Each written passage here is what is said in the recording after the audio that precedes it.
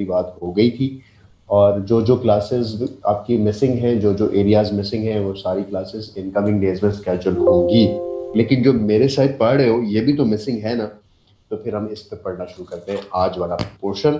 तो हम एक सीक्वेंस है जिससे क्लासेस को कंटिन्यू कर रहे हैं, और आप लोग को पता है कि जो तहसीलदार वाले बच्चे हैं उनका एशिया का कॉन्टिनेंट कंप्लीट हो चुका, उनका अफ्रीका हो चुका, उनका यूरोप हो चुका, और जो सब इंस्पेक्टर वाले बच्चे हैं उनका सिर्फ यूरोप हो चुका है। तो जो आप लोग का एशिया और अफ्रीका है वो जाहिर है अभी हमने कवर करना है। आज हम जो चीज़ कवर करेंगे उसका नाम है अगला कॉन्टिनेंट, जो कि अमेरिकाज है। अमेरिकाज में नॉर्थ अमेरिका और साउथ अमेरिका दोनों कॉन्टिनेंट्स फॉल करते हैं। इन दोनों कॉन्टिनेंट्स में क्या क्या देखना है, किस तरह से इसके बारे में आगाही लेंगे, हम इस पर बात कर लेते हैं अभी। अच्छा, क्लासेस कोशिश किया करें कि 6:30 का टाइम है, तो मैं खुद 6 मिनट लेट था। नमाज और उसका टाइम इकट्ठा है क्लास का, तो शायद मैं भी नमाज की वजह से थोड़ा सा लेट हुआ।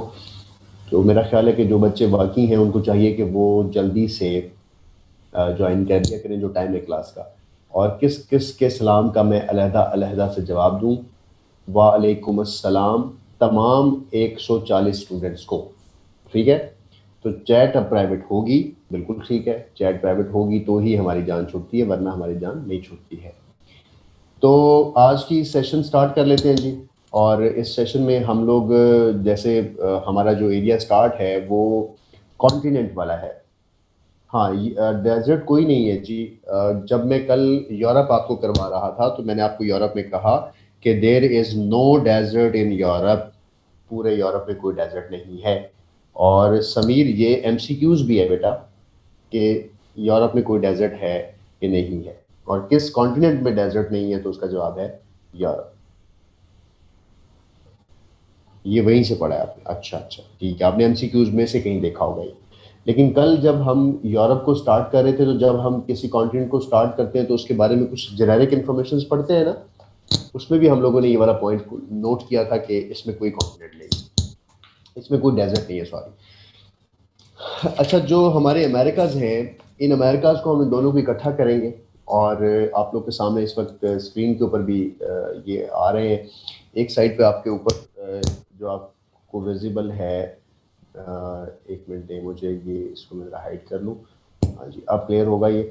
जैसे ये देखें सामने, ये नॉर्थ अमेरिका है, और ये उसके साथ नीचे साउथ अमेरिका है। जब हम वर्ड अमेरिकाज यूज़ करते हैं, जब हम वर्ड अमेरिकाज कहते हैं, तो उसका मतलब कॉन्टिनेंट होता है, किसी मुल्क का नाम नहीं है। ठीक है, अब इन ममालिक में क्या है? हॉर्न ऑफ अफ्रीका के मिसलीनियस रहते हैं, साथ कह रहे हैं। हॉर्न ऑफ अफ्रीका के मिसलीनियस नहीं रहते साथ, आपका अफ्रीका का जो लास्ट एरिया हम लोग करते हैं ना अफ्रीका में, कि इसके कौन कौन से कंट्रीज को, कौन कौन से सिटीज को क्या कहा जाता है, वो वाला पोर्शन आप लोग का मिसिंग है, सिर्फ उसको हम मिसलीनियस का नाम देते होते हैं।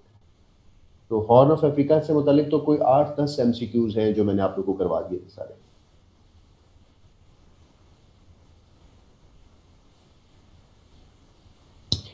अच्छा, माशाल्लाह मास्क लगाकर क्लासेस ले रहे हैं बच्चे। जुनेद जावेद साहब हमारे साथ मौजूद है। मुकाबला हुसन इस वक्त चल रहा है, उन्होंने अपनी वीडियो ऑन की है, कोशिश की है कि इस मुकाबला हुसन में वो शिरकत कर सकें मास्क लगा कर, लेकिन वो नहीं कर पाए। और अब जो हमारे पास एक सवाल एक बच्चे ने किया है कि यूके के बारे में नहीं पढ़ा, अलग से means which countries in UK and why we called UK. Alright, अच्छा देखिए, यूके का जो लफ्ज़ है ना, इसका मतलब होता है यूनाइटेड किंगडम। तो इफ़ आई से United kingdom, United U dot के यूके, इसको हम लिख सकते हैं, इसको हम इंग्लैंड भी कहते हैं, इसको हम ब्रिटेन भी कहते हैं, तो 3 नाम है इसके, राइट। तो यूनाइटेड किंगडम क्यों कहते हैं कि, अच्छा अच्छा ठीक है, हाँ हाँ ठीक है, साथ कोई मसला नहीं। साथ मैंने कहा कि हम अफ्रीका के कॉन्टिनेंट्स, अफ्रीका की मिसलीनियस करेंगे, कोई मसला नहीं। मैं कहाँ जा रहा हूँ, यही तो हूँ। अब जब हम यूके की बात करते हैं, तो यूके में कंट्रीज नहीं है इब्राहिम, कंट्रीज नहीं है यूके के अंदर। जिस तरह हमारे प्रोविंसेस हैं, पंजाब, सिंध, तो इसी तरह यूके के अंदर एडमिनिस्ट्रेटिव यूनिट्स हैं, उनके प्रोविंसेस हैं। जैसे स्कॉटलैंड है, राइट, स्कॉटलैंड के साथ वेल्स है, वेल्स के साथ आयरलैंड है, राइट। तो इस तरह से जो कंट्रीज आते हैं उनको फिर हम कंपाइल कर लेते हैं और हम कह देते हैं कि ये जो है it's a part of United kingdom. ये सारे मिलकर यूनाइटेड किंगडम को बनाते हैं। तो यूनाइटेड किंगडम का नक्शा ये है आप लोग के सामने, राइट। तो वेल्स इसका इलाका अलहदा से है, आयरलैंड अलहदा से है, उसके बाद स्कॉटलैंड अलहदा से है, दुनिया का सबसे खूबसूरत इलाका है। अच्छा, साथ कह रहे हैं नॉर्थ आयरलैंड है। अच्छा नहीं, साथ दो बातें हैं इसमें समझने वाली। वो ये है कि आयरलैंड देखें आपके सामने इस वक्त यहाँ पे है। आयरलैंड का जो नॉर्थ वाला हिस्सा है ना, ये वाला हिस्सा जो ऊपर वाला हिस्सा है आयरलैंड का, यहाँ पर रहने वाले लोग ये कहते हैं कि उनको एक अलहदा से कंट्री डिक्लेयर कर दिया जाए। तो वो नॉर्थ आयरलैंड का सूबा, जैसे हम साउथ पंजाब कहते हैं पंजाब में, इसी तरह आयरलैंड जो है यूके में है, नॉर्थ आयरलैंड भी यूके में है। जैसे पंजाब पाकिस्तान में है, साउथ पंजाब भी पाकिस्तान में है। तो कंफ्यूजन नहीं होनी चाहिए। तो north Ireland is a part of United kingdom. North Ireland के लोग ये चाहते हैं कि उनको अलहदगी दे दी जाए या उनकी एक अलहदा से सारे मामला हों, लेकिन अभी तक उनकी इस बात पे यूनाइटेड किंगडम या बरतानिया की जो पार्लियामेंट है उसमें चीज क्लियर नहीं हुई है। अच्छा, सादिया चीमा ने हमारी इंफॉर्मेशन में और इजाफा कर दिया। तो अब हमारा मुद्दा समझ आ गया ना कि हम क्या किस चीज़ पे बात कर रहे हैं। हम इसी चीज़ पे बात कर रहे हैं कि हमारा जो यूनाइटेड किंगडम है उसके अंदर क्या क्या फॉल करता है। This all is called United kingdom. वापस आ जाते हैं यूरोप से मुतालिक। अब हमने मजीद चीज़ें तो कल देख ली थी, बाकी ज़ाहिर है आप लोग पढ़ो। और जो बच्चे तहसीलदार के हैं और सब इंस्पेक्टर वाले बच्चों को भी फर्दर मैंने यही ही आगे सजेस्ट करना है। जो बच्चे तहसीलदार के हैं ना, आप लोगों ने एक काम करना है, और वो ये काम करना है आपने कि जो भी कॉन्टिनेंट्स हमने कर लिए, आज हम ऑलमोस्ट सारे कॉन्टिनेंट्स खत्म कर लेंगे, सिर्फ ऑस्ट्रेलिया रह जाएगा। और उसके साथ में अपने नेक्स्ट लेक्चर में आपको कोई और चीज़ भी करवाऊंगा ऑस्ट्रेलिया के साथ। पाकिस्तान में जाएंगे उसके बाद। अच्छा, लेकिन जब जो कॉन्फिडेंस वह है ना, तो अब आपने इम्तियाज शाहिद के पास पेपर्स हैं आप लोग के पास पीपीएससी के प्रीवियस, उन पास पेपर्स को आप खोलें और 100 एमसीक्यूज को आपने बहुत स्पीड से गुजारना है। और जहां पर कॉन्टिनेंटल इंफॉर्मेशन आए, जहां पर एशिया की इंफॉर्मेशन आए, जहां अफ्रीका की इंफॉर्मेशन आए, जहां ये कॉन्टिनेंट जो अभी तक हम पढ़ चुके हैं इंफॉर्मेशन आए, तो आपने फौरन देखना है कि रिवर की इंफॉर्मेशन है, ये आइलैंड की इंफॉर्मेशन है, ये बेस के मुतालिक इंफॉर्मेशन है, या ये जो मिसलीनियस करते हैं हम हर कॉन्टिनेंट्स के, ये उनकी इंफॉर्मेशन है। जिसकी वो इंफॉर्मेशन हो, आपने फौरी तौर पर उस इंफॉर्मेशन को अपने इन्हीं नोट्स में अपडेट कर लेना है। लेकिन मोस्टली जो है वो अपडेटेड होंगी, क्योंकि जो चीज़ें मैं साथ साथ आपको टेली करवा रहा होता हूँ वो सारी सिर्फ एमसीक्यूज बेस्ड ही है। अदरवाइज मैं आप लोगों को क्यों करवाऊँ। यूं समझ लें कि 70%, मैं ये क्लेम करता हूँ कि 70% आपके एमसीक्यूज कवर हो गए हुए, आप लोग एक दफा से गो थ्रू हो गए। लेकिन जाहिर है 30% कुछ नई चीजें भी आ रही हैं, और आपको इस चीज से अंडरस्टैंडिंग होगी कि जो पीपीएससी अपने पेपर्स बनाता है तो उसके पास एरिया में से क्वेश्चन बनाने के लिए कोई और मवाद ही नहीं है, यही मवाद है जिससे आप डरे हुए थे। समीर पूछ रहे हैं कि एट्थ कॉन्टिनेंट कौन सा है, ओशियानिया। समीर, मैंने पहले भी कई दफा कहा कि जब हम इस एरिया पे बात करेंगे फिर उस पर बात करेंगे ओशियानिया कहाँ है। ओशियानिया ऑस्ट्रेलिया के साथ हम पढ़ेंगे, ओशियानिया क्या बला है, आठवां कॉन्टिनेंट क्यों कहते हैं इसको, जब ऑस्ट्रेलिया पढ़ेंगे। अभी जो बात हो रही है वो सिर्फ नॉर्थ अमेरिका साउथ अमेरिका की। और जो मैं आपको अभी थोड़ी देर पहले बता रहा था वो सिर्फ आपको प्रेपरेशन की बता रहा हूँ कि आपने अब इम्तियाज शाहिद के डेली बेसिस पे 3 पेपर्स करना शुरू कर दे रहे हैं। आप लोग 10 दिनों में 30 पेपर्स कर लेंगे। 30 पेपर्स करने के बाद मुझे आप लोगों ने बताना है कि कौन सी नई इंफॉर्मेशन आप लोगों ने ऐड की है और किस तरह से आपका कॉन्फिडेंस बहाल हुआ है कि जो डोजियर ऑफ पीपीएससी है, पीपीएससी जिस डेटा से आपके लिए एमसीक्यूज बनाता है वो सारा डेटा आपके पास है। अब तो फिर आप उसी चीज़ की तैयारी कर रहे होते हैं जिस चीज़ का एग्जाम आना होता है। अदरवाइज फिर हम इधर उधर से बाएं शाएं करके चीज़ें भी पढ़ रहे होते हैं। यस, ये जो हम कोर्स पढ़ रहे हैं जनरल नॉलेज का, जो 100 मार्क्स का आपका पेपर होता है, जो आप इंग्लिश पढ़ रहे हो, जो आप सब इंस्पेक्टर के बच्चे मैथ्स पढ़ेंगे, जो आप लोग आईटी पढ़ रहे हो, जो आपने इस्लामिक पढ़ी है, जो आपने पाकिस्तान अफेयर्स पढ़ी है, ये सारे का सारा कोर्स पाकिस्तान में अभी तक आने वाली तमाम जॉब्स का यही कोर्स है। इसका मतलब है कि असिस्टेंट डायरेक्टर नैब की पोजीशन आती है, एडीएफआईए की पोजीशन आती है, सब इंस्पेक्टर की पोजीशन आती है, इंस्पेक्टर एक्साइज की आती है, इंस्पेक्टर कस्टम्स की आती है, या कोई भी बला आती है। तो आप लोग इन्हीं चीज़ों में से आपका पेपर आना है जो आप लोग अभी पढ़ रहे हो। इस वजह से अपने लिए एक नोट्स आप लोगों ने मंगवाए हैं, बेशक उसी को ही आप एक दफ़ा अरेंज कर लें, या अपने पास लाल जल्द में अपने पेपर्स को नथी करवा लें डोरी के साथ और एक ही बुक बनाएं और अपनी बुक बनाएं और उस बुक को इसी अरेंज ऑर्डर में पढ़ें जिस अरेंज ऑर्डर में हमने आपको क्लासेस करवाई है। जो सब्जेक्ट स्पेशलिस्ट के पेपर्स हैं ना, वो पेपर्स आपके सब्जेक्ट प्रोफेशनल एग्जाम कहलाते हैं और उन एग्जाम में अगर आपने केमिस्ट्री में एमएससी किया है तो जो आप लेक्चर की पोजीशन आएगी, आप क्या करोगे, आप केमिस्ट्री का 80% पढ़ोगे और 20% वो यूजुअली इंग्लिश पूछते हैं आपसे, लेकिन समटाइम्स वो 20% आपका जीके भी लिख देते हैं, तो 20 सवाल वहां के आएंगे। अब यूजुअली होता है कि केमिस्ट्री एमएससी केमिस्ट्री बच्चे ने जीके वाली एरियाज नहीं पढ़े होते, तो आप उसको वहां पर भी लीड दे सकते हो और आपकी इंग्लिश, आपने इंग्लिश को पढ़ा हुआ है तो आप उसको इंग्लिश में भी लीड दे सकते हो। तो ये ऑर्डर होता है, बाकी वो सर आपका प्रोफेशनल एग्जाम होता है। मुनीबा कहाँ ऑर्डर किए थे, किसको ऑर्डर किए थे, उन्होंने कोई आपको ट्रैकिंग नंबर दिया होगा ऑफिस में, उनसे एक दफ़ा बात कर लें। इररेलेवेंट सवाल सबीर हम चलो कर लो, लेकिन अब मैं आज ये नॉर्थ अमेरिका चीज़ें शुरू करने लगा हूँ और फिर इसको देखते हैं।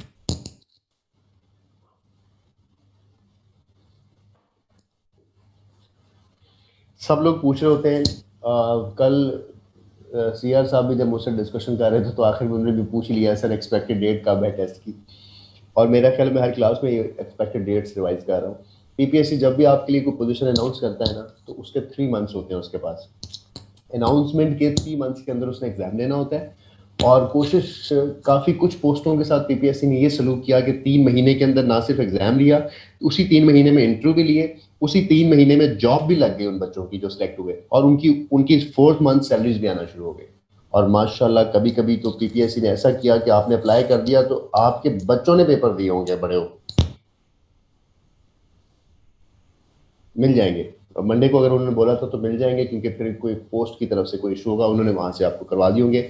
आप दोबारा कॉल करें एडमिन को, वो आपको कंफर्म करेंगे कि आपका क्या ट्रैकिंग नंबर है। आपने लाहौर कैंपस से ऑर्डर किए थे या इस्लामाबाद कैंपस से ऑर्डर किए थे? तो इस दफ़ा जो आपके पेपर्स होने को एक्सपेक्टेड हैं वो मैं दिसंबर के लास्ट वीक में देख रहा हूँ, और दिसंबर के लास्ट वीक के बाद अगर नहीं हुए तो मिड ऑफ जनवरी में होंगे, और अगर मिड ऑफ जनवरी में भी ना हुए तो फिर कोरोना की टेंटेटिव डेट्स की वजह से ये फेब और एंड ऑफ जनवरी तक जा सकते हैं। लेकिन आप तैयार रहे, एक मंथ मैक्सिमम आपके पास रखें टेंटेटिव टाइम। कोई बात नहीं, रिजल्ट नहीं आने आप लोगों के, बहुत से रिजल्ट्स आपके नहीं आने। आप लोगों ने 20 पोजीशंस पे अप्लाई करना है, 4 के रिजल्ट्स आने हैं, मैं सबको बता रहा हूँ। उन 4 में से 2 की आपको इंटरव्यू कॉल आनी है, उन 2 में से आपने एक पे सिलेक्ट होना है। तो थोड़ा सा जज्बे बड़े रखने हैं, ऐसे नहीं करना भी एक पोजीशन पे अप्लाई कर दिया तो अल्लाह अल्लाह खैर सल्ला। कोई मसला नहीं, ये कोई गॉड वाली बात नहीं है। आपसे पहले जितने लोग अपॉइंट हुए हैं पीपीएससी की अपॉइंटमेंट्स ऐसी ही होती है। आपने हर एग्जाम में अप्लाई करना है।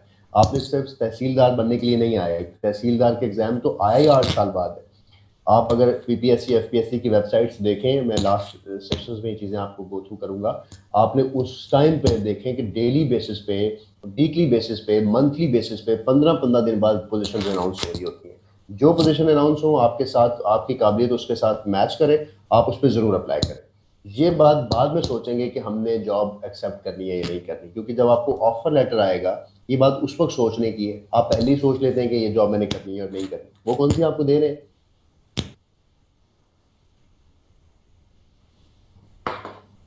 चलो जी, अब आ जाते हैं वापस। हाँ इंशाल्लाह, उम्मीद नहीं होनी खोनी चाहिए किसी बच्चे को, बहुत अच्छी बात की इन्होंने। और इसी बात के साथ हम अपनी क्लास का आगाज़ करते हैं। उम्मीद पर ही दुनिया कायम है, मुसलमान उम्मीद रखता है। और मेरे वालिद साहब ने एक दफ़ा मुझे एक बात कही, मुझे बड़ा हिट की, शायद एज का कोई हिस्सा था मेरे साथ ऐसा। उन्होंने कहा कि मेरा कोई एग्ज़ाम फेल हुआ तो मुझे उसमें इंटरव्यू कॉल नहीं आई, तो उन्होंने कहा कि जब जंग अगर लाजिम हो तो लश्कर नहीं देखे जाते, जब आपने लड़ना ही है तो फिर ये क्या बात हुई कि ये एग्ज़ाम नहीं हुआ तो फिर आगे वाला नहीं देना। तो फिर जब आपने लड़ना एक्सेप्ट कर लिया, अब आप इस एग्ज़ाम में आ ही गए हैं कि आपने अब कमीशन में जॉब लेनी ही है, तो फिर फेलियर कुछ नहीं होते, फिर बस एग्ज़ाम देते जाए और आगे बढ़ते जाए। इसलिए मैं कह रहा हूँ कि एक रजिस्टर ऐसा मेंटेन करें जो हर वक्त आपके पास हो, हर वक्त आपके पास हो, और उसी रजिस्टर में आपका सारा जीके हो। कितने टोटल टॉपिक्स हैं जीके के? 7। कौन कौन से? पाकिस्तान अफेयर्स, इस्लामियात, इंग्लिश, 3 हो गए। जनरल साइंस एंड एबिलिटी जो आपने पढ़ा है अभी, जनरल साइंस एरियाज, उसके साथ मैथ्स 5-10 पेजेस बन जाएंगे मैथ्स के। उसके बाद जीके के मैंने आपको 6 पेजेस मेंटेन करवाए हैं, 7-8 आपको और चीज़ें आगे ऐड करवाऊंगा। टोटल कितने होंगे? इतने ही तो होंगे। मेरी आवाज़ के साथ अजीब अजीब आवाज़ आ रही है, आई डोंट नो, आपकी तरफ से, मेरी तरफ से शायद आवाज़ इज़ क्लियर। तो मुझे नहीं पता कि शायद कोई और इशू हो रहा होगा, शायद कोई आपकी तरफ से कोई इशू ना हो। एडमिन मेरी आवाज़ क्लियर है सब बच्चों को? तो मैं अब जा रहा हूँ इनको लेकर अमेरिका। तो जी अमेरिका की हमारी फ़्लाइट है। अमेरिका सबसे पहले किसको कहा जाता है? अच्छा जी, मैं माइक एडजस्ट कर लेता हूँ। ठीक है, ठीक है जी, मैं माइक एडजस्ट कर लेता हूँ।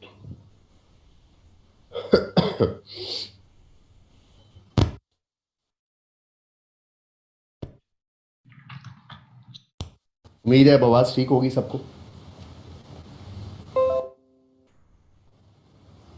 हाँ जी, कुछ बेहतर है। ठीक है जी, थैंक यू। अब अमेरिका के अंदर जाने से पहले जब हम कुछ चीज़ों के बारे में डिस्कस करते हैं कि जब हम किसी भी कॉन्टिनेंट में जाते हैं तो उससे मुतालिक पहले कुछ जनरल इंफॉर्मेशन कलेक्ट करते हैं। तो जनरल इंफॉर्मेशन लिखिए। सबसे पहले the word is of isthmus of Panama. पढ़ा था हम सब ने पहली क्लासेस में। मैंने आप लोग को ये लैंड फॉर्म्स के साथ करवाया हुआ है, दोनों को, सब इंस्पेक्टर को भी और तहसीलदार को भी। इस्थमस ऑफ पनामा जो है वो बेसिकली पूरे अमेरिकाज को south America south America and north America में अलग करता है। दिखाता भी हूँ। अच्छा, जब हम, हाँ जी, वाटर जब किसी भी कॉन्टिनेंट को डिवाइड करे और उससे दो कॉन्टिनेंट्स शेप में आ जाते हैं तो उसको हम इस्थमस कहते हैं, राइट। तो इस्थमस को हम, दो इस्थमस हैं दुनिया में, एक इस्थमस ऑफ पनामा और एक isthmus of Swiss. Isthmus of Panama के बारे में हमने, सुइज के बारे में हमने आपको उस इन्फॉर्मेशन लिखवा दी थी। इस्थमस ऑफ पनामा के मुतालिक भी मैं साथ इन्फॉर्मेशन लिखवा देता हूँ, लेकिन रिवाइज कर देता हूँ ताकि आप लोग उसको दोबारा से एक दफ़ा देख लें कि वो चीज़ें क्या हैं। इस्थमस ऑफ पनामा जो है वो 82 किलोमीटर है। 82 किलोमीटर की ये केनाल है जो कि गुजर रही है और दो कॉन्टिनेंट्स को अलहदा कर रही है। उसके अलावा ये बनी कब थी? 1934 के अंदर।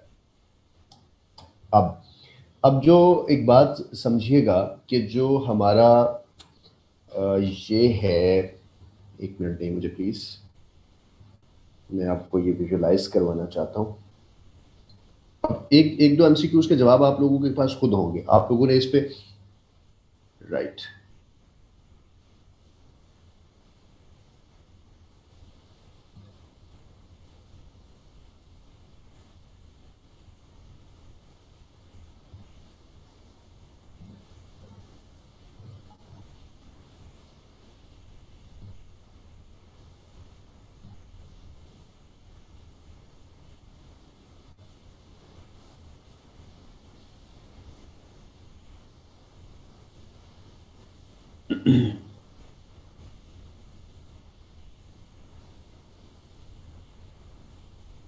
अच्छा देखें, जो हमारा वाइड नहीं, लॉन्ग बेटा, लॉन्ग, वाइड नहीं, लॉन्ग, लॉन्ग, एक 82 किलोमीटर ये लंबी है, लॉन्ग, राइट।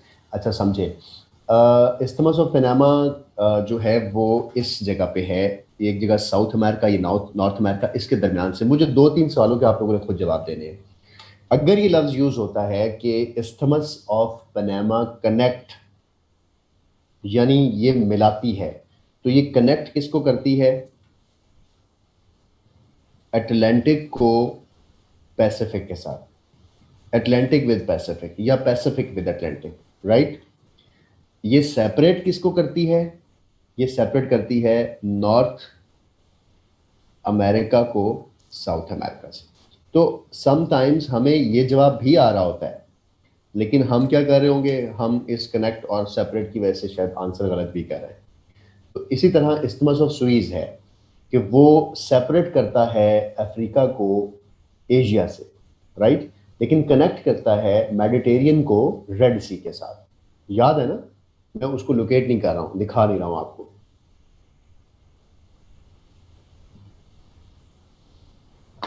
तो पनामा का कैनाल जो है, इसी को इस्तेमाल ऑफ पनामा कहते हैं। 82 किलोमीटर ये लॉन्ग है। ये कनेक्ट करती है अटलांटिक को पैसिफिक के साथ। ये सेपरेट करती है ऊपर वाले कॉन्टिनेंट को नीचे वाले कॉन्टिनेंट, राइट। इसके बाद दो एक एक एक एक स्ट्रेट है, उसका नाम है बेरिंग स्ट्रेट। आप लोग इसको एशिया में पढ़कर आए थे।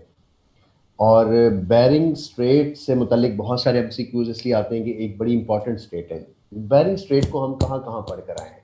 आप लोगों को सबको याद होगा, पहला लेक्चर या दूसरा दिन था हमारा जिसमें हमने इंटरनेशनल डेट लाइन को पढ़ा था। और इंटरनेशनल डेट लाइन कहाँ से गुजरती है? पैसिफिक से गुजरती है, हमने ये पढ़ा था। International date line Bering Strait से गुजरती है। इंटरनेशनल डेट लाइन यूएसए और जो एशिया है, रशिया है, उसके दरमियान से गुजरती है। International date line North America और जो एशिया है इसके दरमियान से गुजरती है। ये बातें पढ़ी थी। अब मैं बेरिंग स्ट्रेट और इसके मुतालिक आपको काफ़ी सारी चीज़ें मेंशन करने लगा हूँ, एक दफ़ा इसको नोट कर लें ताकि ये सारी चीज़ें इसी कंटेंट के अंदर भी हम पढ़। बेरिंग स्ट्रेट जो है, ये स्ट्रेट कौन सी है? देखें, ये जो इस वक्त हमारे पास ये अगर चलो हम यूँ दिखाते हैं आपको मैप, ये एशिया है ना, एशिया के आगे जब नॉर्थ अमेरिका आ रहा है तो इसके दरमियान से देखें यहाँ से पानी गुजरता है।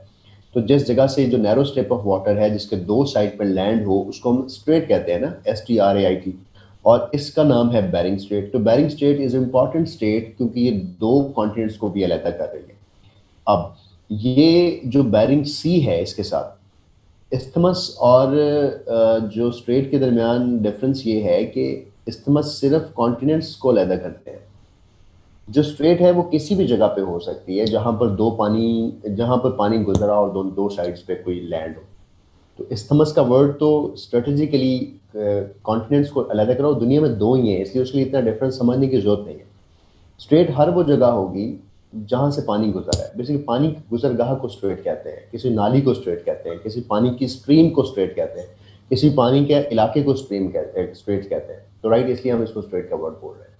तो अब जो स्ट्रेट है, बेरिंग स्ट्रेट है, इससे मुतालिक जो आपके पास इंफॉर्मेशन होनी चाहिए वो ज़रा समझ लें। बेरिंग स्ट्रेट को एक तो बेरिंग स्ट्रेट एशिया को और नॉर्थ अमेरिका और एशिया को अलग करती है। मैं लिख रहा हूँ इंफॉर्मेशन, ये साथ साथ लिख लीजिएगा। नॉर्थ अमेरिका, जब हम कॉन्टिनेंट को करेंगे बात तो कॉन्टिनेंट से बात करेंगे, को एशिया से अलग करती है, राइट? क्या? Bering Strait. दूसरी बात, नॉर्थ अमेरिका का जो इलाका है वो यूएसए है और यूएसए का एक मुल्क है अलास्का। इसी तरह दूसरी साइड पे जो एशिया की तरफ मुल्क है उसका नाम रशिया है और रशिया का भी एक इलाका है, उसका नाम है चुकोटका।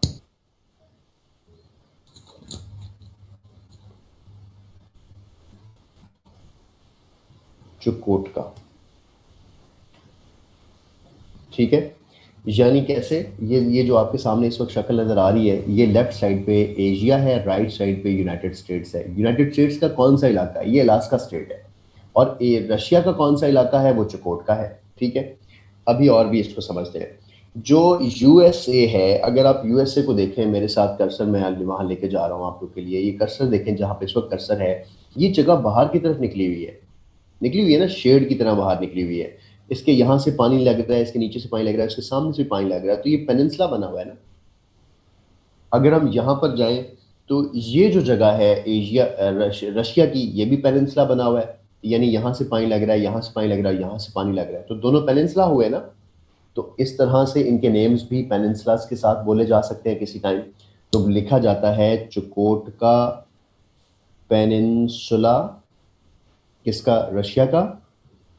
और जो जो यूएसए का पेनिनसुला है, अब एक बात इसको पढ़ाते वक्त भी समझाता हूँ। यूएसए का नाम है सीवर्ड पेनिनसुला, सीवर्ड पेनिनसुला।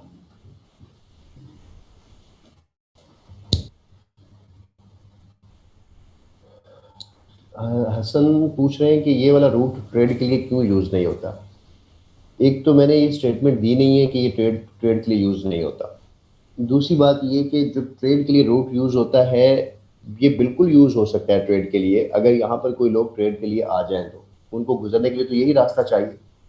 दूसरी बात ये कि ये बहुत ऊपर का इलाका है, यहाँ पर आबादी नहीं है, यहाँ से कोई भी चीज़ गुजर नहीं सकती दुनिया की, और ऊपर जमे हुए हैं समंदर सारे, तो ट्रेड कितने होनी है, राइट? इसलिए ये चीज़, ये कॉन्सेप्चुअली जो है ट्रेड नीचे वाली साइड पे होगी, लोअर लैटिट्यूड्स में या हायर लैटिट्यूड्स में ये जगह। अब आपने एक बात समझनी है, हम क्योंकि पढ़ रहे हैं अमेरिका, तो याद है जब हम एक्सप्लोरर्स को पढ़ रहे थे तो हमने ये बात पढ़ी थी कि 1492 के अंदर क्रिस्टोफर कोलंबस जो है वो वेस्ट रूट ऑफ एशिया ढूंढने निकला था, और उसको एक लैंड मिल गई थी जिस लैंड का नाम था अमेरिका। लेकिन उसके बाद अमेरिको वेस्पक्सी गया था और उसने वो जाके उस जगह को एक्सप्लोर किया था, और उसकी वजह से उसका नाम पड़ गया। आप सबको ये बात याद है, और ये मेरे उस लेक्चर में मैंने आप लोगों को कन्वे किया था। अब जब ये बात कि अमेरिका तो दरियाफ्त हुए हुए को सिर्फ 400-500 साल हुए, इसका मतलब है उससे पहले तो ये दरियाफ्त नहीं था। अच्छा, जब भी हम अपनी कॉन्टिनेंट्स या तुक्का मारने की कोशिश करेंगे अपने एमसीक्यूज के ऊपर, तो इस बात को हम दिमाग में रखेंगे कि हिस्टोरिकली जो नॉर्थ अमेरिका और साउथ अमेरिका है ये लेट डिस्कवर्ड हुए हैं। जो यूरोप है, जो अफ्रीका है, जो एशिया है, ये जो कॉन्टिनेंट्स हैं ये शुरू में एक्सप्लोर हो गए थे। यहाँ पर सबसे ज़्यादा इंसान रहे हैं, यहाँ पर आबादियाँ रही हैं, यहाँ पर सिविलाइजेशंस रही हैं, यहाँ पर 4-5 हज़ार साल पुरानी कदीमी चीज़ें हैं। यहाँ पर इंसानों के नाम एक नस्ल से दूसरा नाम, दूसरे तीसरा नाम, चौथा नाम, पांचवा नाम, और उनके अपने बनाए हुए नाम हैं, उनकी अपनी बनाई हुई रवायात है, उनकी अपनी बनाई हुई बरादरी है, उनका अपना बनाया हुआ सिस्टम है। तो ये सारे बरादरी में जकड़े हुए लोग हैं। तो अब आप एक बात समझें, अब आपको ये कॉन्सेप्ट क्लियर होगा। सीवर्ड पेनिनसुला ही समझा रहा हूँ असद, अभी कुछ नहीं बताया, अभी सिर्फ नाम लिखवाए हैं मैंने, कुछ नहीं बताया अभी मैंने सिर्फ नाम बताया एक कॉन्सेप्ट को समझाने के लिए, कुछ और चीज़ें एक्सप्लेन कर रहा हूँ आपको। तो जो ये सारा इलाका है, ये सारा कदीमी रवायात में है ना, यूरोप का ईस्टर्न पार्ट, अफ्रीका का हिस्सा, एशिया का हिस्सा। मैं बोलता हूँ अभी, मैं जो लिखा है मैं सारा कुछ क्लियर किए बगैर तो वाइंड अप नहीं करूंगा। जो मैं लिखा है मैंने उसको भी अभी ख़त्म नहीं किया है, मैं उसकी एक्सटेंशन में कुछ चीज़ समझाने आपको निकला हूँ, ताकि ये कॉन्सेप्ट क्लियर हो जाए आप लोग को, और ये आप लोग को फिर ये बात समझ आएगी जो मैं समझाना चाह रहा हूँ, ये याद हो जाएगा फिर। ये जो हमारे पास इस वक्त सारी दुनिया है, इस दुनिया में जो लेफ्ट साइड पर दो कॉन्टिनेंट्स हैं, नॉर्थ अमेरिका और साउथ अमेरिका, इनको न्यू कॉन्टिनेंट्स भी कहते हैं। नए नए कॉन्टिनेंट। न्यू कॉन्टिनेंट कौन से, क्यों? क्योंकि ये तो 500 साल पहले दरियाफ्त हुए थे। इससे पहले तो 6,000 साल पहले की जो दुनिया है, जो लोग हैं, जो आबादियां हैं, जो निज़ाम है, जो रवायात हैं, जो ज़ुबानें हैं, जो तौर तरीके हैं, वो सारे तो इनके हैं।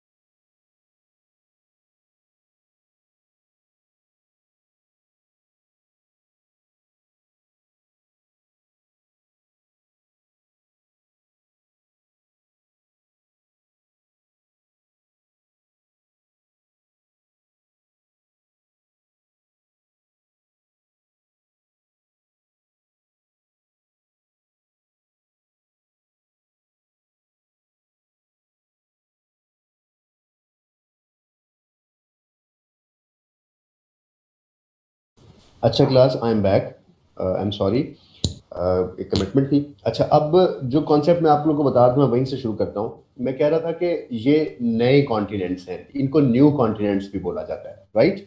और इनमें जब नए कॉन्टिनेंट्स थे तो फिर क्या था, फिर ये हुआ। अच्छा, एक और कॉन्सेप्ट भी समझ लो। आज आप लोग कहते हो ना कि हम मशरकी लड़के हैं, आप लोग कहते हो ना कि हम मशरकी लड़कियां हैं, और ये मशरकी लड़की है, ये शर्मा रही है, आप ऐसी वर्ड वर्ड बोलते हो।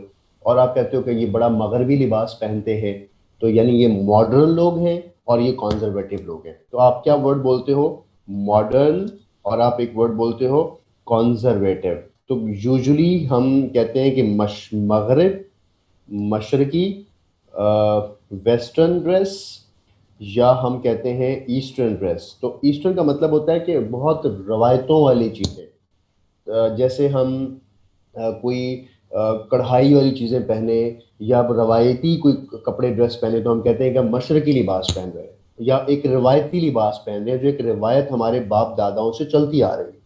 लेकिन अगर हम कोई मॉडर्न चीज़ पहने तो हम कहते हैं कि ये मगरबी चीज़ है। ऐसा है ना?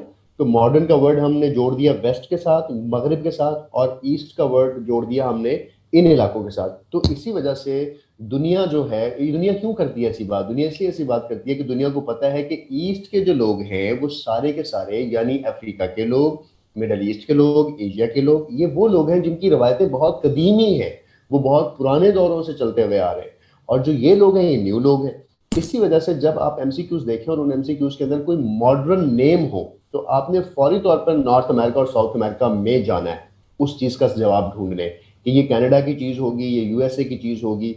अच्छा, जिनके नामों में स्पेनिश हो, जैसे पुर्तो रिको हमने पढ़ा था, रियो डी जेनेरियो पढ़ा था, इस तरह के जो नेम्स आएंगे वो सारे साउथ अमेरिका के, वो लैटिन अमेरिका के होंगे। तो हम थोड़ा सा यहाँ से भी अंदाज़ा लगा लेते हैं कि ये नाम कैसे हैं। जब आज हम नॉर्थ अमेरिका की चीज़ों को पढ़ेंगे तो उस वक्त भी मैं आपको ये बात रिलेट करूंगा कि देखिए नॉर्थ अमेरिका के अंदर मॉडर्न नेम रखे गए हैं। वो नाम रखे गए हैं जो अंग्रेजी में हम चीज़ों को कहते हैं। हम अपने घर में चाय गर्म करने के लिए केतली का इस्तेमाल करते हैं ना, इंग्लिश में केतली को कैटल कहते हैं। और कैटल जो है उन्होंने एक अपने रिवर का नाम रख दिया। अच्छा, किकिंग हॉर्स, वो घोड़ा जो जो छलांगे मारता हो और किकें मारता हो, उसको किकिंग हॉर्स कहते हैं। उन्होंने, उनका एक दरिया है जो बहुत स्पीड से चलता है, उन्होंने उसका नाम ही किकिंग हॉर्स रख दिया। उनका एक दरिया है, उसका नाम उन्होंने स्नेक रख दिया। यानी हमारे जो अंग्रेजी के हरूफ हैं जिनको हम अपनी चीज़ों के नाम रखते हैं, तो अंग्रेजी मॉडर्न लैंग्वेज है, तो आपको इजी नेम मिलेंगे। जबकि अगर आप आ जाएं अफ्रीका के अंदर या एशिया के अंदर, तो आप अलगज़ा है, दमिश्क है, पता नहीं किस तरह के नाम इन्होंने रखे हुए हैं जिनका क्लैरिटी से कोई मतलब नहीं क्लियर होता है, या वो थॉरली नाम नहीं है किसी बात का। उन्होंने अपने नाम कैसे रखे हुए हैं? साउथ ईस्ट वेल्स, साउथ सी। तो इस तरह से चीज़ों को एक्सप्लेन करके वो चीज़ अब चीज़ों के नाम जो है मैप के ऊपर सजेस्ट कर रहे हैं। इस तरह से ये कॉन्सेप्ट दिमाग में रखेंगे तो आपको थोड़ा सा इनके नामों को याद करने से भी थोड़ी सी आसानी होगी। Concept is clear, I hope. अब हम आते हैं वापस उस तरफ की जो मैं आपको बता रहा था। मैं आपको बता रहा था कि जो एशिया के नाम हैं, एशिया और अफ्रीका और अमेरिका के दरमियान एक बैरिंग स्ट्रेट है, यहाँ से बात शुरू की थी। उस बैरिंग स्ट्रेट के एक साइड पर एशिया है, एक साइड पर अमेरिका है, नॉर्थ अमेरिका है। अमेरिका के अंदर अलास्का की स्ट्रेट है। एशिया के अंदर जो जो इलाका है उसको चुकोटका कहते हैं। अब चुकोटका का नाम और अलास्का का नाम, अब इसको जरा और मजेदार तरीके से समझते हैं। चुकोटका को चुकोटका पेनिनसुला भी कहते हैं, राइट? और उसको सीवर्ड पेनिनसुला कहते हैं, यानी ऐसा पेनिनसुला जिसका मुंह जो है वो समंदर की तरफ खुलता हो। सीवर्ड, समंदर की तरफ, राइट? तो देखें सी वर्ड उन्होंने क्यों कहा? उन्होंने इसलिए कहा कि उन्होंने इंग्लिश में उस जगह का को देखा कि ये समंदर की तरफ जा रही है, उन्होंने उसका नाम रख दिया सी वर्ड पेनिनसुला। तो हमें सी वर्ड पेनिनसुला का नाम भी याद हो गया। और मैंने अभी थोड़ी देर पहले ही कहा था कि वो मॉडर्न नेम्स रखते हैं। अगर चुकोटका की बात की जाए, चुकोटका एक कदीमी नाम है, रशियन लैंग्वेज में इसका तो मतलब होगा, रशिया की कोई डिनोशन होगी। हम इसको इस तरह से भी क्लियर कर लेते हैं। अच्छा, जो ये हमारे क्या कहते हैं, बेरिंग स्ट्रेट है, बेरिंग स्ट्रेट के साथ एक और स्ट्रेट भी है जिसको हम डेविस स्ट्रेट कहते हैं। लगते हाथ पढ़ लो, कनाडा एंड ग्रीनलैंड के दरमियान है। अलहदा तो करवाऊंगा आपको इसकी स्ट्रेट्स जब हम नॉर्थ अमेरिका में जाएंगे, लेकिन दिखा देता हूँ डेविस स्ट्रेट। ऊपर देखें तो ये आपके पास ग्रीनलैंड है। दुनिया का सबसे बड़ा आइलैंड इज ग्रीनलैंड। दुनिया का सबसे बड़ा आइलैंड इज ग्रीनलैंड। अब जिन बच्चों ने एशिया और अफ्रीका पढ़ लिया है वो जरा इस रैंकिंग को समझे। हमने एशिया में पढ़ा था Borneo. Borneo is the world third largest, right? हमने सेकंड लार्जेस्ट वर्ल्ड का अभी तक नहीं पढ़ा है। Third largest is the Borneo. Second largest अभी तक हमने नहीं पढ़ा है। फर्स्ट लार्जेस्ट अब नॉर्थ अमेरिका के अंदर है जो कि ग्रीन आइलैंड है। फोर्थ लार्जेस्ट हमने अफ्रीका में पढ़ा था जिसका नाम था मदगास्कर, याद करो। तो चार रैंकिंग्स याद होगी ना। सेकंड रैंकिंग रहती है जब हम ऑस्ट्रेलिया पढ़ेंगे तो उस वक्त उसको देख लेंगे कि वो कौन सा है। तो चार आइलैंड्स हैं दुनिया के बड़े। जो the first biggest island of the world is Greenland, right. इनके दरमियान ग्रीनलैंड और नीचे कौन सा मुल्क है, कनाडा है। यहाँ पर कनाडा है नॉर्थ अमेरिका में, कि नॉर्थ में यूएसए के ऊपर कनाडा है। तो कनाडा और ग्रीनलैंड के दरमियान डेविस स्ट्रेट है। हाँ जी, सेकंड पापुआ न्यू गिनी है, लेकिन जाहिर है हम उसको जब ऑस्ट्रेलिया पढ़ेंगे तो उनके आइलैंड्स के अंदर, ओशियानिया के अंदर पढ़ेंगे उसको। अभी तक तो हम इसलिए तो एक एक लैब में नहीं पढ़ते हैं, हम कॉन्टिनेंट वाइज चीजें पढ़ते हैं ताकि हमें उसमें जाकर देखेंगे क्या है। अब वापस आते हैं। अब अभी तो मैंने सिर्फ अभी शुरू नहीं किया नॉर्थ अमेरिका, भी उसकी जनरल इन्फॉर्मेशन ही आप लोगों से शेयर कर रहा हूँ। अब हम नॉर्थ अमेरिका को शुरू करते हैं। और नॉर्थ अमेरिका के अंदर बस एक कॉन्सेप्ट ऐड कर लें मजीद, के नॉर्थ अमेरिका और साउथ अमेरिका के दरमियान एक इस तरह की जजायर की पट्टी है। ये देखें, Cuba, Puerto Rico, West Indies, Hattie, right. इस तरह के मुल्क हैं यहाँ पर, ये सारे। किंगस्टन, ये हेटी है, क्यूबा है, और ये पूरा एक जजीरा नुमा लंबी पट्टी है, राइट। ये सारे की सारी कहलाती हैं कैरेबियन स्टेट्स, राइट। तो कैरेबियन स्टेट्स में कितने, कैरेबियन स्टेट्स में कितने ममालिक आते हैं? 13 स्टेट्स आती हैं। एक ही एमसीक्यू से एक जगह आया हुआ था। और आप लोग को ये पता होना चाहिए कि क्यूबा, हेटी, पोर्टोरिको, इस तरह के ममालिक जो हैं वो इसके अंदर फॉल करते हैं। किंगस्टन इसमें फॉल करते हैं। और ये कहाँ है? सेंट्रल अमेरिका के अंदर है। सेंट्रल अमेरिका का मतलब क्या हुआ? नॉर्थ और साउथ के दरमियान का कोई इलाका है, ये उस जगह पे।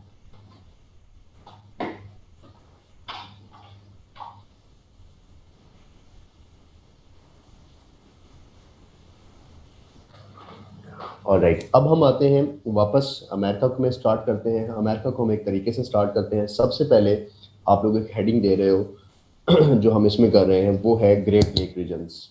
हेडिंग देनी है आपने, ग्रेट लेक रीजन। एक सवाल आप लोग अक्सर कर रहे होते हो, और जब हम एशिया पढ़ रहे थे कि दुनिया की सबसे बड़ी लेक कौन सी है, तो 2-3 बच्चों ने वहाँ पर भी कहा था कि वो लेक सुपीरियर है। और जब सब इंस्पेक्टर के बच्चों के साथ मैं एशिया करूंगा तो उस वक्त आपको जब एशिया दिखाऊंगा तो एशिया के अंदर दुनिया की सबसे बड़ी लेक है और उसका नाम है लेक बेकल, राइट। BAKAL। जो बच्चों ने पढ़ लिया है उनको तो ऑलरेडी पता है, हम लेक बेकल देख कर आए थे। अगर MCQs के अंदर ये सवाल आता है कि विच one is the world largest lake, तो जवाब में बेकल नहीं होता चार ऑप्शंस में, राइट। वहां पर लेक सुपीरियर लिखा होता है। तो आपने वहां से जाहिर है उसको सही पढ़ा होता है कि उन चार के अंदर लेक सुपीरियर बड़ी लेक है। लेकिन इसका ये मतलब नहीं है कि लेक सुपीरियर हमेशा के लिए बड़ी है, उस क्योंकि हमें जवाब देना होता है ऑप्शंस में से। तो कभी भी आपका जो MCQs होते हैं वो आपकी अंडरस्टैंडिंग नहीं होते हैं क्लैरिटी से, वो उस पर्टिकुलर टाइम पे उसी पेपर के अंदर गिवन क्वेश्चंस के ऑप्शंस में से सही जवाब दे रहे होते हैं। सो इस वजह से नहीं उमर, मैंने तो बेटा वाज़ेह तौर पे लिखा है 13 रियासतें किसके साथ है, कैरेबियन के साथ बोला भी है, इसको एलेबोरेट भी किया है आप लोगों को। तो इसके जो जो साथ मेंशन किया है कि कैरेबियन स्टेट्स जो हैं वो लार्ज कैरेबियन स्टेट्स जो हैं ये 13 हैं। मैंने नॉर्थ और साउथ की बात नहीं की कितनी है। अब जो आप लोग मुझे बता रहे हो कि विच वन इज ग्रेट लेक वाला, मैंने तो अभी बोला ही नहीं ना। अभी जो बोल रहा हूँ सिर्फ वो समझें। अभी ग्रेट लेक दिखाऊंगा, दिखाए बगैर आगे नहीं जाऊंगा। कोई कॉन्सेप्ट दरमियान में कभी नहीं छोड़ता हूँ, लेकिन जो बता रहा होता हूँ वो समझ आएगी तो अगली बात समझ आएगी। अब जैसे आप लोग अभी भी मुझे कह रहे हो कि विच वन इज डीपेस्ट, और मुझे मल्टीपल सवाल कर रहे हो। अच्छा हुआ चैट मैंने बंद की हुई है, वरना आप डायरेक्शन ही कहीं और ले जाते। कोई मिस नहीं हुआ, हम इसको रिपीट कर रहे हैं। अच्छा, ग्रेट लेक रीजन पे मैंने बात स्टार्ट की थी, which one is the great lake region. अब ये जब पढ़ा लूंगा उसके बाद ये वाला कॉन्सेप्ट क्लियर हो जाएगा कि आपने दुनिया की किसको बड़ी और छोटी लेक बोलना है, और किसको लार्जेस्ट और लॉन्गेस्ट या वट एवर जो लफ्ज आप बोलते हैं क्या क्या होता है। ग्रेट लेक रीजन क्या है? अगर मैं नॉर्थ अमेरिका के अंदर ये खास जगह है ग्रेट लेक रीजन, किसी कॉन्टिनेंट में ऐसा नहीं है। नॉर्थ अमेरिका का ये नक्शा आपके सामने है। इस नॉर्थ अमेरिका के नक्शे को थोड़ा सा मैं जूम करूं तो आपको इस नॉर्थ अमेरिका में वाज़ेह तौर पे पानी पानी नजर आ रहा है ना, जहां मेरा कर्सर है। यानी इतनी बड़ा एरिया है, जो कि पंजाब जितना बड़ा एरिया है पाकिस्तान के, बहुत बड़े वसी एरिया के ऊपर लेक्स हैं। इसको कहते हैं ग्रेट लेक रीजन। इसको क्या कहते हैं? Great lake region. अब ये जो ग्रेट लेक रीजन है, इसके अंदर टोटल 5 लेक्स हैं। ठीक है, ये साथ साथ लिखता जा रहा हूँ, आपने इसको साथ साथ नोट करते जाना है। इसके मुतालिक चीज़ें आपको बताता जाता हूँ। कौन कौन सी लेक्स हैं, पहले मैं लेक के नेम्स लिखूंगा, फिर उनके बारे में एक्सप्लेन करूंगा। पहली लेक है लेक सुपीरियर। राइट, तो लेक सुपीरियर है, एक लेक है। उसके बाद दूसरी लेक है इसके अंदर, लेक मिचिगन। मिचिगन। उसके बाद थर्ड लेक है इसके अंदर, लेक हुरोन। दिखाता भी हूँ, सारी दिखाता हूँ, क्लियर हो जाएगा। उसके बाद फोर्थ लेक है इसके अंदर, लेक एरे। एरे। उसके बाद फिफ्थ लेक है इसके अंदर, लेक ऑन्टेरियो। ये लेक ऑन्टेरियो। अब ये 5 लेक्स हैं। जब भी ग्रेट लेक रीजन का वर्ड आए, या जब भी वर्ड आए ग्रेट लेक्स, तो उसका हमेशा मतलब ये होगा कि वो इन 5 लेक्स की बात कर रहा है। तो आपका दिल दिमाग जो है वो नॉर्थ अमेरिका के इस खिते में आ जाए, जो खिता इस वक्त हमारे पास खुला है, कि हाँ इसके मुतालिक क्या पूछना चाहते हैं। सबसे पहले लेक सुपीरियर के बारे में देखते हैं। लेक सुपीरियर जो है इट्स सेल्फ बड़ी लेक नहीं है दुनिया की। राइट, और Lake Superior great lake region के अंदर एक लेक है। अब लेक सुपीरियर अगर मैं आप लोग को दिखाऊं तो लेक सुपीरियर ये है। लेक सुपीरियर मोटाई में लार्जेस्ट लेक है, लंबी है, फ्रेश वाटर लेक है। ये लार्जेस्ट लेक्स में फॉल करती है जो दुनिया की बड़ी लेक्स हैं। लेकिन अगर वो सवाल आता है great lake region including superior lake in great lake is the largest lake of the world, और ऑप्शन में बेकल ना हो, तो ग्रेट लेक ही जवाब होगा या लेक सुपीरियर ही जवाब होगा। लेकिन अगर ऑप्शन के अंदर बेकल होगा तो फिर लेक सुपीरियर का आपका जवाब जो है वो बिल्कुल गलत होगा। लेक बेकल दुनिया की सबसे बड़ी फ्रेश वाटर लेक है। फ्रेश वाटर लेक हम किसको कहते हैं? जिसके अंदर पानी आ भी रहा हो और जहां से पानी जा भी रहा हो। जिन लेक्स में पानी आ रहा होता है और जा नहीं रहा होता, जैसे डेड सी के अंदर, जैसे केस में भी फ्रेश वाटर है। कुछ लेक्स ऐसी हैं जिनके अंदर पानी नहीं जा रहा होता वहां बाहर, तो फिर क्या होता है, पानी एवेपोरेट हो रहा होता है, और वेपोरेट होने की वजह से नमकियात पानी में बढ़ जाती हैं। बढ़ने की वजह से वहां पर मछलियां, चीजें नहीं जिंदा रह सकती हैं। इस वजह से वो आपकी फ्रेश वाटर लेक नहीं, और पानी नाकाबिल इस्तेमाल होता है, उसको फ्रेश वाटर नहीं कहते। राइट, तो लेक सुपीरियर जो है, ये इसके साथ जो एमसीक्यूज आपने लिखना है वो क्या लिखना है, आपने इसके साथ एक कंडीशन लगा देनी है, और इस कंडीशन के साथ जवाब सही होगा। Lake Superior is largest by surface area. जो इसके ऊपर सरफेस एरिया है, जो इसकी पूरा एरिया, जो इसकी सतह जमीन है, ये डीप कम है, तो इसलिए लार्जेस्ट तो ना हुई ना। इसका सरफेस एरिया ज्यादा है, लेकिन बेकल डीप भी बहुत है, बेकल का लार्जेस्ट एरिया भी है, और बेकल लॉन्गेस्ट भी है।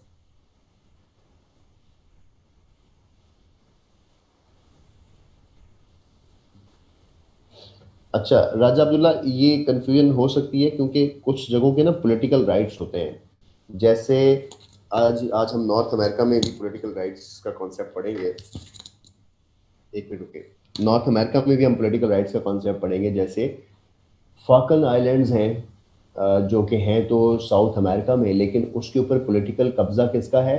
ब्रिटेन का। तो किसी जगह पर जो जजायर हैं जो किसी दूसरे कॉन्टिनेंट के साथ हैं, उनके साथ किसी ऐसे मुल्क का नाम भी हो सकता है, क्योंकि उसकी पॉलिटिकल वहाँ पे हेजमनी होती है, वो पॉलिटिकली राइट्स होते हैं।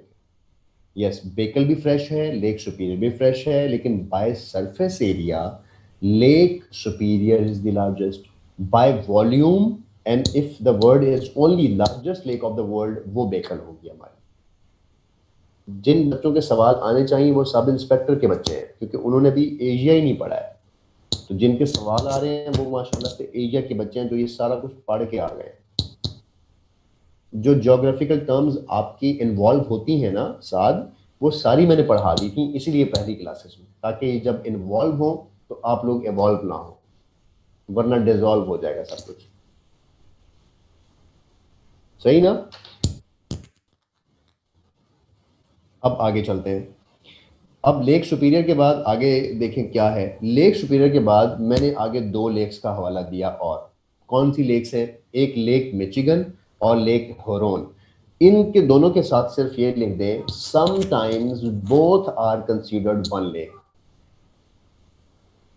अगर मिचिगन और होरोन आपको दिखाऊं, ये कर्सर देखें, ये मिचिगन है सारी लंबी, और ये होरोन है। अब होरोन और ये एक ही लगती है, दरमियान में ये छोटी सी जगह पे, ये इनके दरमियान छोटी सी जगह है जहां से क्रॉस होता है। लेकिन समटाइम इसको अलहदा से लेक कहा जाता है, इसको अलहदा से कहा जाता है। इस वजह से sometimes which lake in great lake reason called one lake, तो उनमें कौन कौन सी शामिल होती हैं? ये मिचिगन जो कि मैंने सेकंड नंबर पे लिखवाई थी, और होरोन मैंने थर्ड नंबर पे लिखवाई थी। ये दोनों sometime consider one lake, right. उसके बाद लेक एरी है हमारे पास। अब ये नीचे लेक एरी है और लेक ओंटारियो। बड़ा इंटरेस्टिंग सा सवाल समझना है आपने, और वो ये देखिएगा, ये जो लाइन आ रही है ना वाइट कलर की, ये है बॉर्डर किसके दरमियान? कनाडा और यूएसए के दरमियान। अब देखें, लेक सुपीरियर आधी कनाडा में है, आधी यूएसए में है। लेक होरोन आधी कनाडा में है, आधी यूएसए के अंदर है। इधर वाली साइड यूएसए है। ये मैं आपको दोबारा से दिखाता हूँ यूं करके। ऊपर देखें कनाडा है सारा, और नीचे क्या है? नीचे न्यूयॉर्क है या यूएसए है। तो आधी लेक सुपीरियर कनाडा में, आधी यूएसए में। तो हम कह सकते हैं कि Lake Superior is between US and Canada. हम कह सकते हैं Lake Huron is between US and Canada. हम कह सकते हैं Lake Erie is between US and Canada. हम कह सकते हैं Lake Ontario is between US and Canada, right. और इस रीजन को जो ग्रेट लेक रीजन है, इसके बारे में हम ये वर्ड अगर बोलें कि great lake region is between US and Canada, तो हम कह सकते हैं ना, हम कह सकते हैं। तो ये सारी जो वर्ड्स बोले हैं, ये सारे आपको पता हैं और आपने देख लिए हैं, तो अब आपको कॉन्सेप्ट भी क्लियर होगा, और अब आप इसका आंसर भी यही दे रहे होंगे कि यस दिस इज बिटवीन। अब जो सवाल है वो ये है कि लेक एरी और लेक ओंटारियो, ये जो दो लेक्स हैं, इन लेक्स के अंदर दुनिया की जो नॉर्थ अमेरिका की सबसे बड़ी फॉल है, जिसको नियाग्रा फॉल पढ़ते हैं आप। नियाग्रा फॉल, ये दुनिया की बड़ी फॉल नहीं है, हमें बड़ी फॉल्स भी करवानी है आपको। नियाग्रा फॉल्स, तो नियाग्रा फॉल्स जो है वो कहाँ पर है? जो सवाल आता है, नियाग्रा फॉल्स, लंदन भी कनाडा में कहाँ से आ गया यार राजा अब्दुल्ला? लंदन कनाडा में कित्थों आ गया? वो तो उसके किसी शॉप का नाम होगा, किसी इलाके का नाम होगा, तो वो वैसे ही किसी जगह पे लिख दिया गया। आपने नहीं लिखा हुआ क्वीन विक्टोरिया हॉस्पिटल बहावलपुर का, इस तरह से, राइट। अब समझना इस बात को कि जो नियाग्रा फॉल है, नियाग्रा फॉल्स के बारे में इंफॉर्मेशन दे रहा हूँ। नियाग्रा फॉल्स के ऊपर सवाल आते हैं। नियाग्रा फॉल्स पहले तो हमने समझ लिया, हाँ कोई नाम होगा ना, न्यू लंदन या इस तरह की कोई स्ट्रीट्स भी होगी। आप अपने बैरियर टाउन के अंदर न्यू बुलेवर्ड बनाया हुआ है, तो न्यू बुलेवर्ड तो जाकर उधर भी है। हाँ यूके के अंदर, तो फिर यूके तो नहीं हो गया ना। बुफेलो लंदन टूबा यहाँ नहीं है। बुफेलो लंदन जो है वो साउथ अफ्रीका में हम पढ़ के आए थे शायद, अगर आपको याद हो क्लास में, अगर आप जाग रही हो तो उस दिन हमने पढ़ा था इसको। खैर, नायग्रा फॉल्स मुझे पढ़ाने दो। नायग्रा फॉल्स के अंदर क्या क्या इससे मुतालिक सवाल आएंगे। ये बिटवीन एरी एंड ओंटारियो है। एहतशाम अपना कैमरा ऑफ रखो। ये बिटवीन एरे एंड ओंटारियो है, ठीक है। ये बिटवीन यूएसए एंड कनाडा है। दो चीज़ें, ज़रा एरी और ओंटारियो बिटवीन दोनों के हैं। अच्छा, ये जो नायग्रा फॉल है, इसके तीन चार नाम है। इसको हॉर्स शू कहते हैं, हॉर्स शू कहते हैं। हॉर्स शू फॉल दूसरा नाम है नायग्रा फॉल का। अच्छा अच्छा, कोई बात नहीं, मैप दिखा रहा हूँ आप लोगों को, दिखा रहा हूँ। मैप को देख देख कर ना जवाब दे। जो मैं बता रहा हूँ बस वो समझें। जो क्वेश्चन हो रहा है उस पर क्वेश्चन करें। हॉर्स शू फॉल भी कहते हैं इसको। उसके बाद इसको अमेरिका फॉल भी कहते हैं, राइट। अच्छा, इसको, इसका एक और नाम है। आप लोगों ने माशाल्लाह शादियां तो सारों ने करानी है, हाँ ना, पीछे ना रहो, सारे कराओ। तो जब क्रिश्चियनिटी में शादी होती है, तो आप लोगों ने देखा होगा कि जब दुल्हन आती है तो दुल्हन ने वाइट कलर का ड्रेस पहना होता है। और अक्सर आपने देखा होगा कि क्रिश्चियंस हजरात जब शादियां करते हैं, तो वो खातून ने अपने ऊपर ना एक जाली नुमा कपड़ा डाला हुआ था, नेट की तरह से ब्राइडल वेल डाला होता है, राइट। तो जो ले ये है ना आपकी नायग्रा फॉल, ये दूर से ऐसे लगता है कि किसी किसी दुल्हन ने अपने चेहरे के ऊपर वेल डाला हुआ है, यानी नकाब किया हुआ है उसने, दूर से लगता है। तो कनाडा में इसको ब्राइडल वेल भी कहते हैं, और अमेरिका फॉल इसको यूएसए में भी कहते हैं। तो इसके 3 नाम हो गए, horse shoe fall, America fall, bridal well और नेगरा फॉल, 4 नाम हो गए। तो अमेरिका फॉल इसको कहाँ कहा जाता है? यूएसए में कहा जाता है। समटाइम आप कहेंगे कि नहीं जी, नेगरा फॉल तो हमने यूएसए में पढ़ी थी, आप हमें कनाडा में बता रहे हैं। ये कनाडा में है, जब आप ओंटारियो से आएंगे तो फिर वहां पर ये ब्राइडल वेल के नाम से जानी जाती है। तो आप ब्राइडल वेल कहाँ कहा जाता है? कनाडा के अंदर। अमेरिका फॉल कहाँ कहा जाता है? यूएसए के अंदर। वैसे इसका नाम क्या है? नेगरा फॉल है कहाँ? एरी और किसके दरमियान? ओंटारियो के दरमियान। ये कुछ क्वेश्चंस हैं जो इसके मुतालिक आ रहे होते हैं। ठीक है, अच्छा कुछ फॉल्स और भी करवाऊंगा।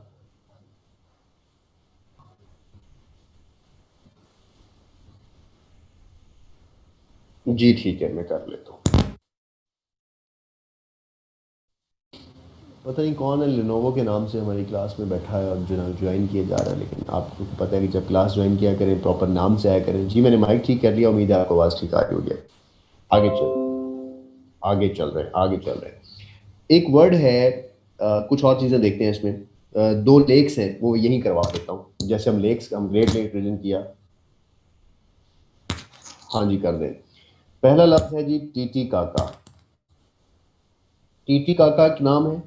ओए होए, कैसे कैसे नाम लिखवा रहे हैं। हमने लेक्स, अभी हमने ग्रेट लेक रीजन किया था, 5 लेक्स कर ली। एक लेक का नाम है, मजीद लेक्स लिखे, टीटी काका। टीटी काका जो है एक लेक है, और टीटी काका लेक जो है वो लैटिन अमेरिका के अंदर है, राइट। और ये इस लेक के बारे में ये है कि this is the highest lake of fresh water. Highest का मतलब क्या हुआ? ऊंचाई के ऊपर है, हाईएस्ट लेक है। और कौन सी लेक है? Fresh water lake. तो फ्रेश वाटर लेक में ये हाईएस्ट लेक है in North America, in South, in America, क्योंकि हम साउथ अमेरिका को भी साथ साथ पा रहे हैं। एक तो ये इंफॉर्मेशन टीटी काका के बारे में। ये पेरू और बोलीविया के दरमियान है। पेरू एंड बोलेविया दिखा देता हूँ, ताकि ये नाम आपको ऐसे ही याद होंगे जब तक आप इनको मैप्स में देख रहे होंगे साथ साथ। ये बोलीविया है, यहाँ पर पेरू। पेरू और बोलीविया जो है ना, ये चिली और पेरू, ये अगर साउथ अमेरिका का मैं नक्शा आपको दिखाऊँ ना, तो साउथ अमेरिका की जो लेफ्ट साइड है, यानी जो इसकी वेस्टर्न साइड है, ये साथ साथ जो लंबी पट्टी आ रही है ना, तो इसमें एक मुल्क पेरू है और उसके नीचे एक मुल्क चिली है। तो ये एक पट्टी के ऊपर है ये दोनों मुल्क। हम साउथ और नॉर्थ अमेरिका इकट्ठा कर रहे हैं बेटा सादिया, अमेरिकाज हम इकट्ठा कर रहे हैं। तो इसलिए जो जहाँ वो चीज़ें कंबाइन होंगी मैं साथ साथ ही करवा रहा हूँ। तो मैंने अभी लेक लिखवाई है आपको, ग्रेट लेक रीजन। तो टीटी काका जो है वो साउथ अमेरिका की है, राइट। अब साउथ अमेरिका के अंदर जो पेरू है, और पेरू के साथ एक मुल्क है ये बोलीविया। ये देखें, बोलीविया और पेरू, इनके दरमियान ये पहाड़ियाँ हैं यहाँ पर। ये लेक इसके दरमियान, ये देखें, ये देखें, ये लेक टीटीका का। तो ये ऊंचाई के ऊपर है, पहाड़ों के ऊपर है। This is the highest lake in of fresh water between Peru and Bolivia. आगे चलते हैं। हमारे पास एक और लेक है, उसका नाम है नेवाडो ओजोस।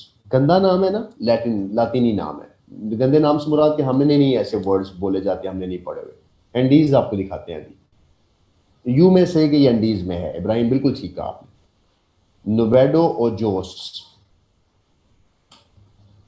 अब नोवेडो ओजोस तीसरी लेक है, राइट। और ये एंडीज की पहाड़ियों में ही है। नोवेडो ओजोस। एंडीज कहाँ है? एंडीज वो पहाड़ी सिलसिला है जो साउथ अमेरिका से गुजरता है, और मैं भी इसको करवाऊंगा आपको लेदर से। इसके बस लिख लें, एंडीज की पहाड़ियों में है ये लेक है। नोवेड ओजोस जो है इज अ लेक। और ये हाईएस्ट लेक तो है, लेकिन फ्रेश वाटर नहीं है, नॉट फ्रेश वाटर लेक, पहाड़ों में है ये। तो हमने टीटी काका पढ़ी, निवेडो और जोस पढ़ी, और ग्रेट लेक रीजन के अंदर 6 लेक्स और 5 लेक्स बहुत देखी थी, कुछ लेक्स हमारी कवर हो गई। अब हम आते हैं एक नए एरिया की तरफ, और हम वर्ड लिख रहे हैं, एरिया लिख रहे हैं माउंटेन्स। माउंटेन्स का एरिया, माउंटेन्स देखते हैं कि इनमें कौन कौन सी, नॉर्थ और साउथ के अंदर। पहली जो माउंटेन है उसको हम कहते हैं कि एक वर्ड है Andes mountain. Andes mountains. Andes mountains, मैंने कल आपको कुछ चीज़ें बता रहा था कि एंडीज माउंटेन्स जो हैं,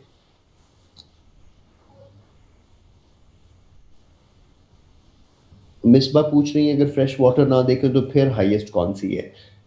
फिर हमें इन दोनों को ऑल्टीट्यूड देखना पड़ेगा कि कौन कितने बड़े ऑल्टीट्यूड के ऊपर है। तो इनका मेरे पास ऑल्टीट्यूड यानी ऊंचाई नहीं लिखी हुई, इसको आप एक चेक कर लीजिएगा। सवाल अच्छा है, ठीक है, लेकिन वो मेंशन करता होता है आपको। बख्तावर ने कहा कि वो जी टीटी काका ही है, ले जाहिर आपने चेक किया होगा या इसको आप कंफर्म कर लीजिएगा। जो भी ऐसी एम्बिगिटी क्वेश्चंस आपके पास खुद से आए जो कि आने चाहिए और ये अच्छी बात है, उसको आप लोगों ने खुद से साथ क्लियर कर लेना है। लेकिन क्वेश्चन इज कि हमारा ये एरिया तो हो गया ना, हमने इस एरिया को देख लिया, डिस्कस कर लिया और आपको पता चल गया कि खाने की चीज़ है या पीने की चीज़ है या लेक है या रिवर है या क्या है। अच्छा जी, अब जो हम बात कर रहे थे एंडीज माउंटेन्स। एंडीज माउंटेन्स के बारे में मैं थोड़ा सा रिवाइज कर दूं कल वाली बातें। मैंने कहा था कि नॉर्थ अमेरिका के अंदर एक पहाड़ों का सिलसिला उसको रॉकीज कहते हैं, साउथ अमेरिका में एक पहाड़ों का सिलसिला उसको एंडीज कहते हैं, अफ्रीका के अंदर एक पहाड़ों का बड़ा सिलसिला है जिसको एटलस कहते हैं, यूरोप के अंदर पहाड़ों का सिलसिला जिसको एप्स कहते हैं, एशिया के अंदर हमने ओरल माउंटेन्स और कॉकासस देखी, हिमालयाज देखे, राइट। तो इस तरह से हमारे कॉन्टिनेंटल्स पहाड़ी सिलसिले हैं। तो जो एंडीज है ना, ये इस वजह से मशहूर है कि ये वर्ल्ड लॉन्गेस्ट माउंटेनियस रेंज है। इससे बड़ी माउंटेनियस लॉन्गेस्ट माउंटेनियस रेंज नहीं है दुनिया के अंदर। होल्ड कीजिएगा।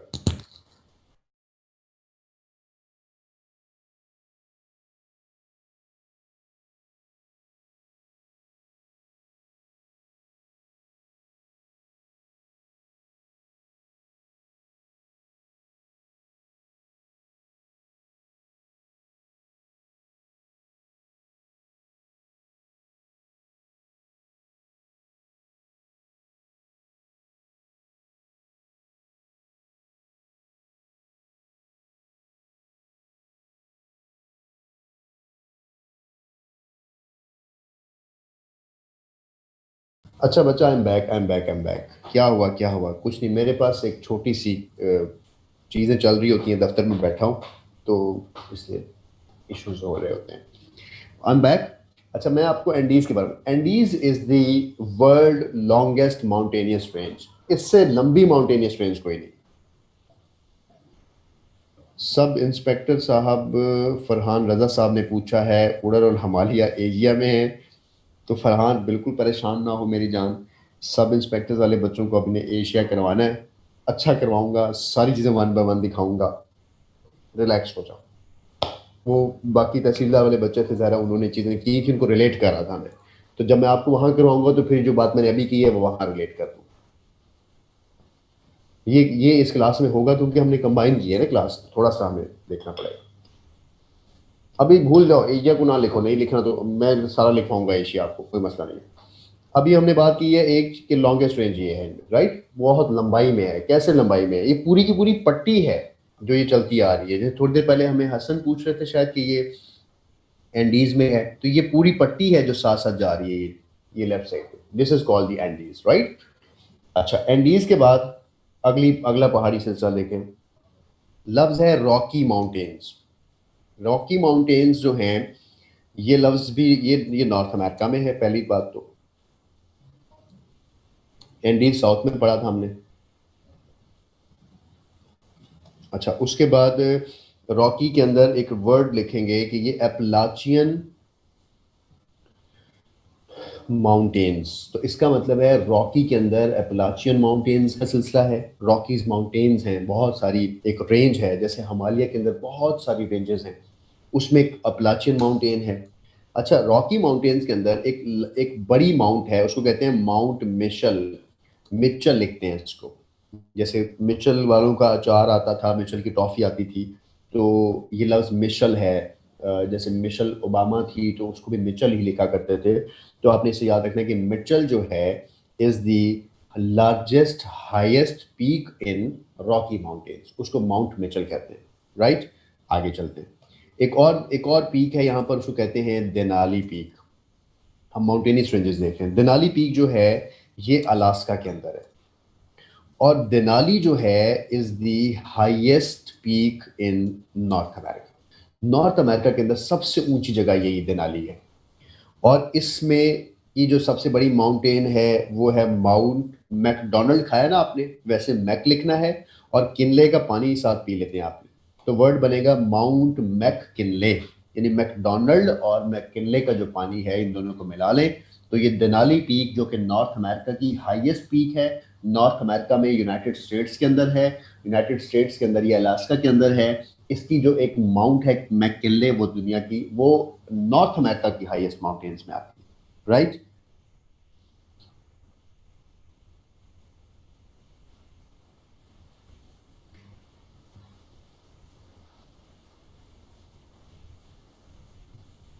अच्छा, एक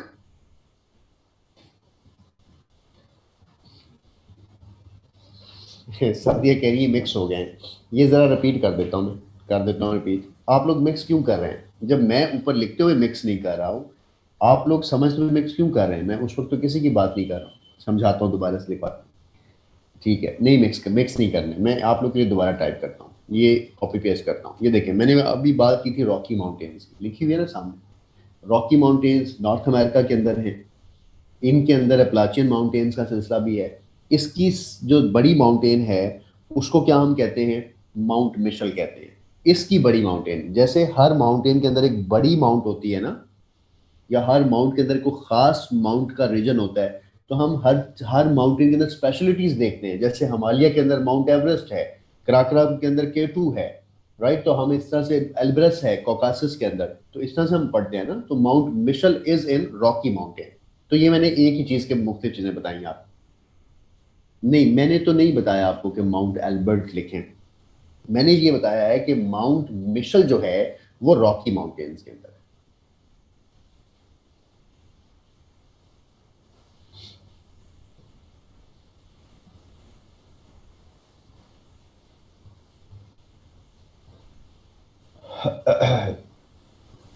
ठीक है। और फिर इसके अंदर डेफिनेटली काफ़ी और भी माउंट्स हैं, जब आप इसको पढ़ेंगे तो फिर उसको जो जो इन्फॉर्मेशन इसके साथ साथ आती जाए आप लिखते जाइएगा। मैंने सिर्फ ये बताया कि माउंट रॉकी माउंटेन्स में मिशन माउंटेन, देनाली का अभी बताता हूँ, पहले ये कवर कर लो। रॉकी माउंटेन की बातें हो गई, अब देनाली की बात करता हूँ। देनाली जो है उस पीक, जब याद करें वो बातें, वो वादे जो मैंने तुम लोगों से लिए थे और तुम सारे के सारे वो वादे मेरे भूल गए हो, कि जब मैंने ये कहा था कि किसी भी माउंटेन को माउंट कह सकते हैं, किसी माउंटेन को पीक कह सकते हैं, किसी माउंटेन को प्लेटू कह सकते हैं, किसी माउंटेन को अपलैंड कह सकते हैं, किसी माउंटेन को ऑल्टीट्यूड में कंसीडर कर सकते हैं, तो ये सारी वर्ड्स यूज होते हैं। तो फिर क्यों कंफ्यूज हो जाते हो जब उसके साथ माउंट का लफ्ज लगता है या पीक का लगता है? तो देनाली पीक जो है वो भी एक माउंटेन का नाम है, ये अलास्का में है, राइट। ये नॉर्थ अमेरिका की सबसे ऊंची पहाड़ी है, पहाड़ी पहाड़ी इसमें नॉर्थ अमेरिका की सबसे ऊंची पहाड़ी है जिसको माउंट मैकिनले कहते हैं। क्या कंफ्यूजन है? हाँ जी, बड़े भूल गए थे तुम्हें, एड्डी तुम्हें हिजर पै गया, तुम्हें एड्डा फराक पै गया। फिलहाल जो पढ़ा रहा हूँ ये याद करो, समझ गए? अब जबकि फर्स्ट हाईएस्ट ये हो गई, which is the second highest mount, वो है कनाडा के अंदर। और कनाडा के अंदर उस माउंट का नाम है mount Logan. Mount Logan is the second highest mountain in Canada. Denali के अंदर मैकिनले है, आतिफ, देनाली के अंदर मैकिनले। कोई पहाड़ी सिलसिला इसके साथ मेंशन नहीं है, बस देनाली, देनाली पहाड़ी सिलसिले का ही नाम है। राउत ये बापू ही को जवाब दिया मैंने। ठीक है, आगे चलते हैं। तीन पहाड़ी सिलसिले मेजर हमने देखी है। अच्छा, जो लोएस्ट पॉइंट है इन इन नॉर्थ अमेरिका, लोवेस्ट पॉइंट कौन सी जगह होती है? लोवेस्ट पॉइंट कल बताया था सबको, which is the lowest point, it is a death valley, जहां पर डेथ वैली। और तोराब बेड़ा थे, तोराब कहते हैं ओशियन। तोराब मैंने कहा था जब डीपेस्ट का वर्ड यूज हो तो ओशियंस की बात करनी है, जब लोवेस्ट का वर्ड यूज हो तो लेक्स की बात करनी है, कॉन्टिनेंट की बात करनी है। और अल्लाह तुम्हें पूछे बांध के पंखे से पंखा चला दूं।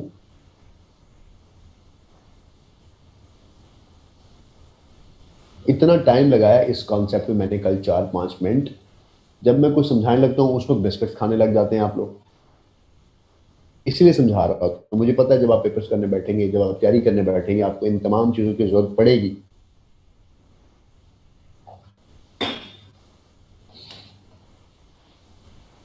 ठीक होगा, गुड। तो डेथ वैली जो है is the lowest point in North America.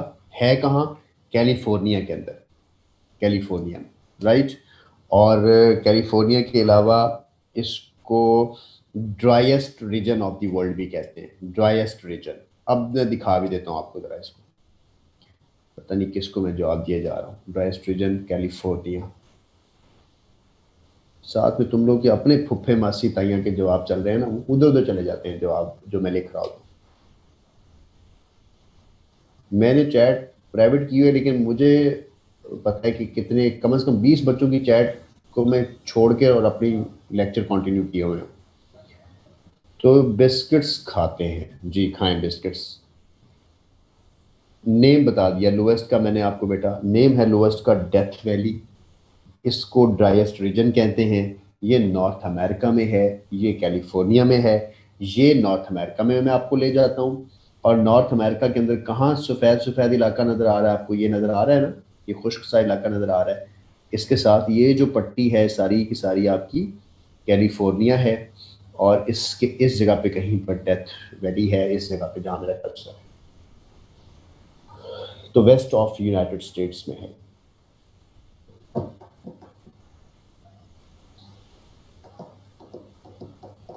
Miscellaneous में वैसे कुछ बातें बताऊंगा, वो वादे करूंगा जो निभाने हैं आप लोगों ने।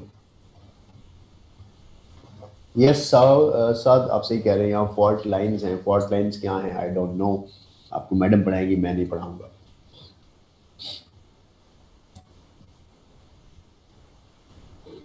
ठीक है जी, अब आ जाओ एक और तरफ। ठीक है, अब हम, जी बिल्कुल ऐसी बातें हैं। अब हम लिखें रिवर्स, लिखें रिवर्स। रिवर्स की हेडिंग दें जल्दी से, ये रिवर्स कौन कौन सी रिवर्स हैं यहाँ पर।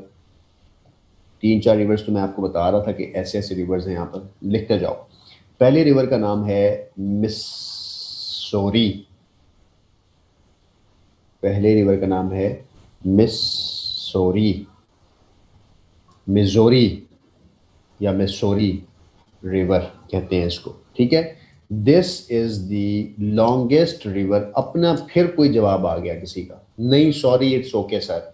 अब जो मैं लिख रहा हूं पहले मुझे सेटिंग चेंज करनी पड़ेगी। मिसौरी रिवर कहाँ का है? Lock is the longest river, right. उसके बाद एक रिवर है Mississippi river, Mississippi river, right. Mississippi जो है is the second longest in North America. ठीक है, उसके बाद है अच्छा, मिसिसिपी के साथ एक चीज लिख लें कि मिसिसिपी जो है ये रेड रिवर, एक रिवर है उसका नाम है रेड रिवर। ये रेड रिवर से आ रहा है, यानी रेड रिवर भी इसमें आता है। रेड रिवर इस रिवर का हिस्सा बनता है। ये जब, जैसे आप दरियाए कुनहार, कभी आप नारायण कागान गए हो तो दरियाए कुनहार है साथ साथ नारायण कागान के बह रहा है, वो बाद में इंडस बन जाता है ना। तो ये पहले रेड रिवर होता है, रेड रिवर के बाद ये मिसिसिपी रिवर बनता है, और ये बहुत लॉन्गेस्ट रिवर है इन इन नॉर्थ अमेरिका, और ये सेकंड लॉन्गेस्ट है। तो रेड रिवर का मतलब लाल रिवर, ये भी आपने याद रखना कि मिजोरी के अंदर ही है, और मिजोरी को भी कहते हैं, और मिजोरी इस, ये मिजोरी में आकर मिसिसिपी में आकर गिरता है।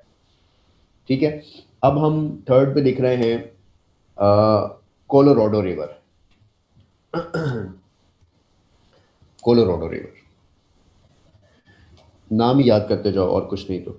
उसके बाद है ओहियो रिवर, ओहियो, इनके गाने भी ऐसे होते हैं, ओहियो। उसके बाद है स्नेक रिवर। नाम से याद आया ना कि इन्होंने मॉडर्न नेम रखे हुए हैं, मैंने आपको बताया था। उसके बाद है कैटल रिवर। मैंने आपको बताया था कि इनके नाम कैटल रखा हुआ है इन्होंने एक रिवर का नाम, क्यों? क्योंकि मॉडर्न नेम्स हैं इनके पास, तो आपको कुछ इन नामों को एक्सपोजर भी मिल रहा है। अच्छा, तो जब ये नाम आएगा तो ये रिवर का नाम है, इस तरह से। एक का नाम है केकिंग हॉर्स, एक रिवर का नाम। इसी तरह एक और रिवर है जिसको कहते हैं हडसन रिवर। ओके, उसके बाद है S T dot Lawrence river, तो इजी नाम अंग्रेजी के नाम। और उसके बाद ओटावा रिवर। ये है कुछ रिवर्स के नेम जो आपने नॉर्थ अमेरिका में लिखने हैं।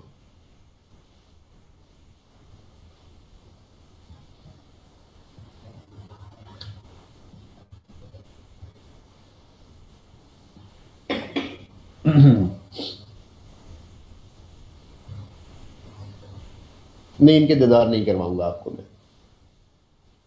इनके दीदार करने से कुछ नहीं मिलेगा, लंबे रिवर्स हैं, आप टाइम बचाते हैं और खुद देख लीजिएगा, इसको नेम्स लिखवा दिए। ये है नॉर्थ अमेरिका के अंदर, कुछ कनाडा में है, कुछ अमेरिका के अंदर है, नॉर्थ अमेरिका में। अच्छा, अब इसी के साथ हम रिवर्स कर लेते हैं साउथ अमेरिका के भी। साउथ अमेरिका के अंदर सबसे बड़ा रिवर तो आपको हमेशा पढ़ते हैं अमेजॉन रिवर। अमेजॉन जो है, इसके मुतालिक एमसीक्यूज जो आते हैं, Amazon largest in the world है। अब जो बात मैं कल कर रहा था कि ये लार्जेस्ट किस तरह से होता है, अगर आप अमेजॉन को देखें, अमेजॉन आपको दिखाता हूँ। अमेजॉन जो है वो जिस जगह पे फॉल करता है, इस तरह से आपका ये कॉन्टिनेंट है ना, ब्राज़ील वाला सारा, ये साउथ अमेरिका। तो अमेजॉन जो है वो इसमें से जब गुजर रहा होता है तो अमेजॉन इस तरह से जंगलात में से इस तरह से निकला हुआ है ये, जैसे आपके हाथ की उंगलियां हैं ना, इस तरह से फैला हुआ है ये, इस तरह से। और ना सिर्फ यूं फैला हुआ है पूरी जगह पे, बल्कि मुख्तलिफ जगहों पे जाके समंदर में गिरता है, और कोई कहाँ से आ रहा है, किसका इसका हिस्सा कहाँ से आ रहा है। अमेजोन रिवर ना सिर्फ ज़मीन के ऊपर है, बल्कि अमेजोन इस ज़मीन के नीचे भी है, जो मैं येलो से बना रहा हूँ। यानी कहाँ नीचे है, क्योंकि यहाँ पर बहुत सारे फॉरेस्ट भी हैं, अमेजोन के जंगलात हैं। अमेजोन के जंगलात के अंदर कहीं दरख्तों के ऊपर से, कहीं दरख्तों की जड़ों के अंदर से, इसने ज़मीन के नीचे, फॉरेस्ट के नीचे गार भी बनाई हुई है, और ये गारों के अंदर भी बहता है, तो ये ज़मीन के नीचे भी बहता है। राइट। अब जब ये ज़मीन के नीचे बह रहा होता है, जो उस रिवर का नाम अमेजोन में कहा जाता है, उसको कहा जाता है Hamza river. Hamza river. Right. तो हमजा रिवर बेसिकली, हमजा जैसे नाम लिखते हैं आप, Hamza river basically underground river of Amazon है। रिवर, रिवर है, अंडरग्राउंड अमेजॉन रिवर है। अमेजॉन का जो अंडरग्राउंड का पोर्शन है उसको हमजा हमजा रिवर बोल रहे होते हैं। क्लियर हुई बात। अब वापस आते हैं, जरा इसको ओरिजिनल मैप पे देखने की कोशिश करते हैं, लोकेट करते हैं कि किस तरह से होता है। सो ये अगर मैं आपको इसमें ले जाऊं तो आपको यहाँ पर ये देखें, ये पानी इस तरह से आता जाता दिखाई दे रहा है, फैला हुआ है, इसका फैलाव बहुत बड़ा है, इसका, इसकी स्ट्रीम्स बहुत ज़्यादा हैं जो कि हर तरफ इसको फैला के निकाल रही है। तो अमेजोन इस पॉइंट ऑफ व्यू से अपने आप को लार्जेस्ट रिवर्स में काउंट करवाता है। लॉन्गेस्ट रिवर्स में नाइल आता है, ये इसमें फॉल नहीं करता है। ऑल राइट, क्लियर हुआ। उसके बाद एक और रिवर है, लेकिन अब आपका कन्फ्यूजन दूर हो जाएगी जो एमसीक्यूज में अब आपको बताने वाला हूं। एक दूसरा रिवर है इसके अंदर, साउथ अमेरिका के अंदर, और उस रिवर का नाम है, शाहजेब कह रहे हैं मेरी आवाज़ कम आ रही है, शाहजेब अपने कानों की टूटियां साथ लगा लें, हमसायों के घरों से आने वाली आवाज़ों को बंद कर लें। अब क्या करना है, एक रिवर है उसका नाम है ओरिनाको। ओरिनेको। ओरिनेको इस साउथ अमेरिका के अंदर है। Orinoco is the longest river in South America. अब देखें, इसका मतलब ये हुआ कि अगर ओरिनेको साउथ अमेरिका का लॉन्ग रिवर है, तो हम फिर अमेजोन को लार्जेस्ट या लॉन्गेस्ट या नाइल से कंपेयर क्यों करते हैं। तो नाइल की जो रैंकिंग है वो लॉन्गेस्ट रिवर्स में है। जो ब्राज़ील की जो इसकी अमेजोन की है, ये वॉल्यूम में बड़ा है।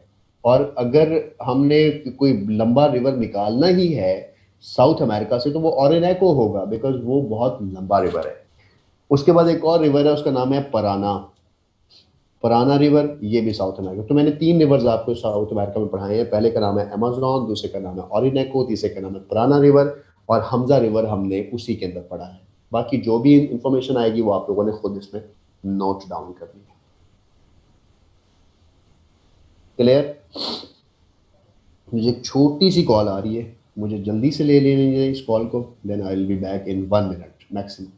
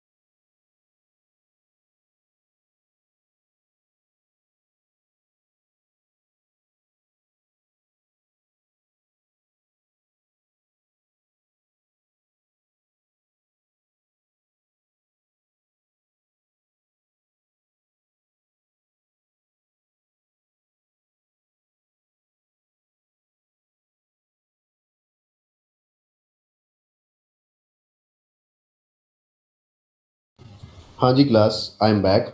अच्छा, ये जो पुराना रिवर है, ये बस एक रिवर का नाम है और ये साउथ अमेरिका में, और इसके मुताबिक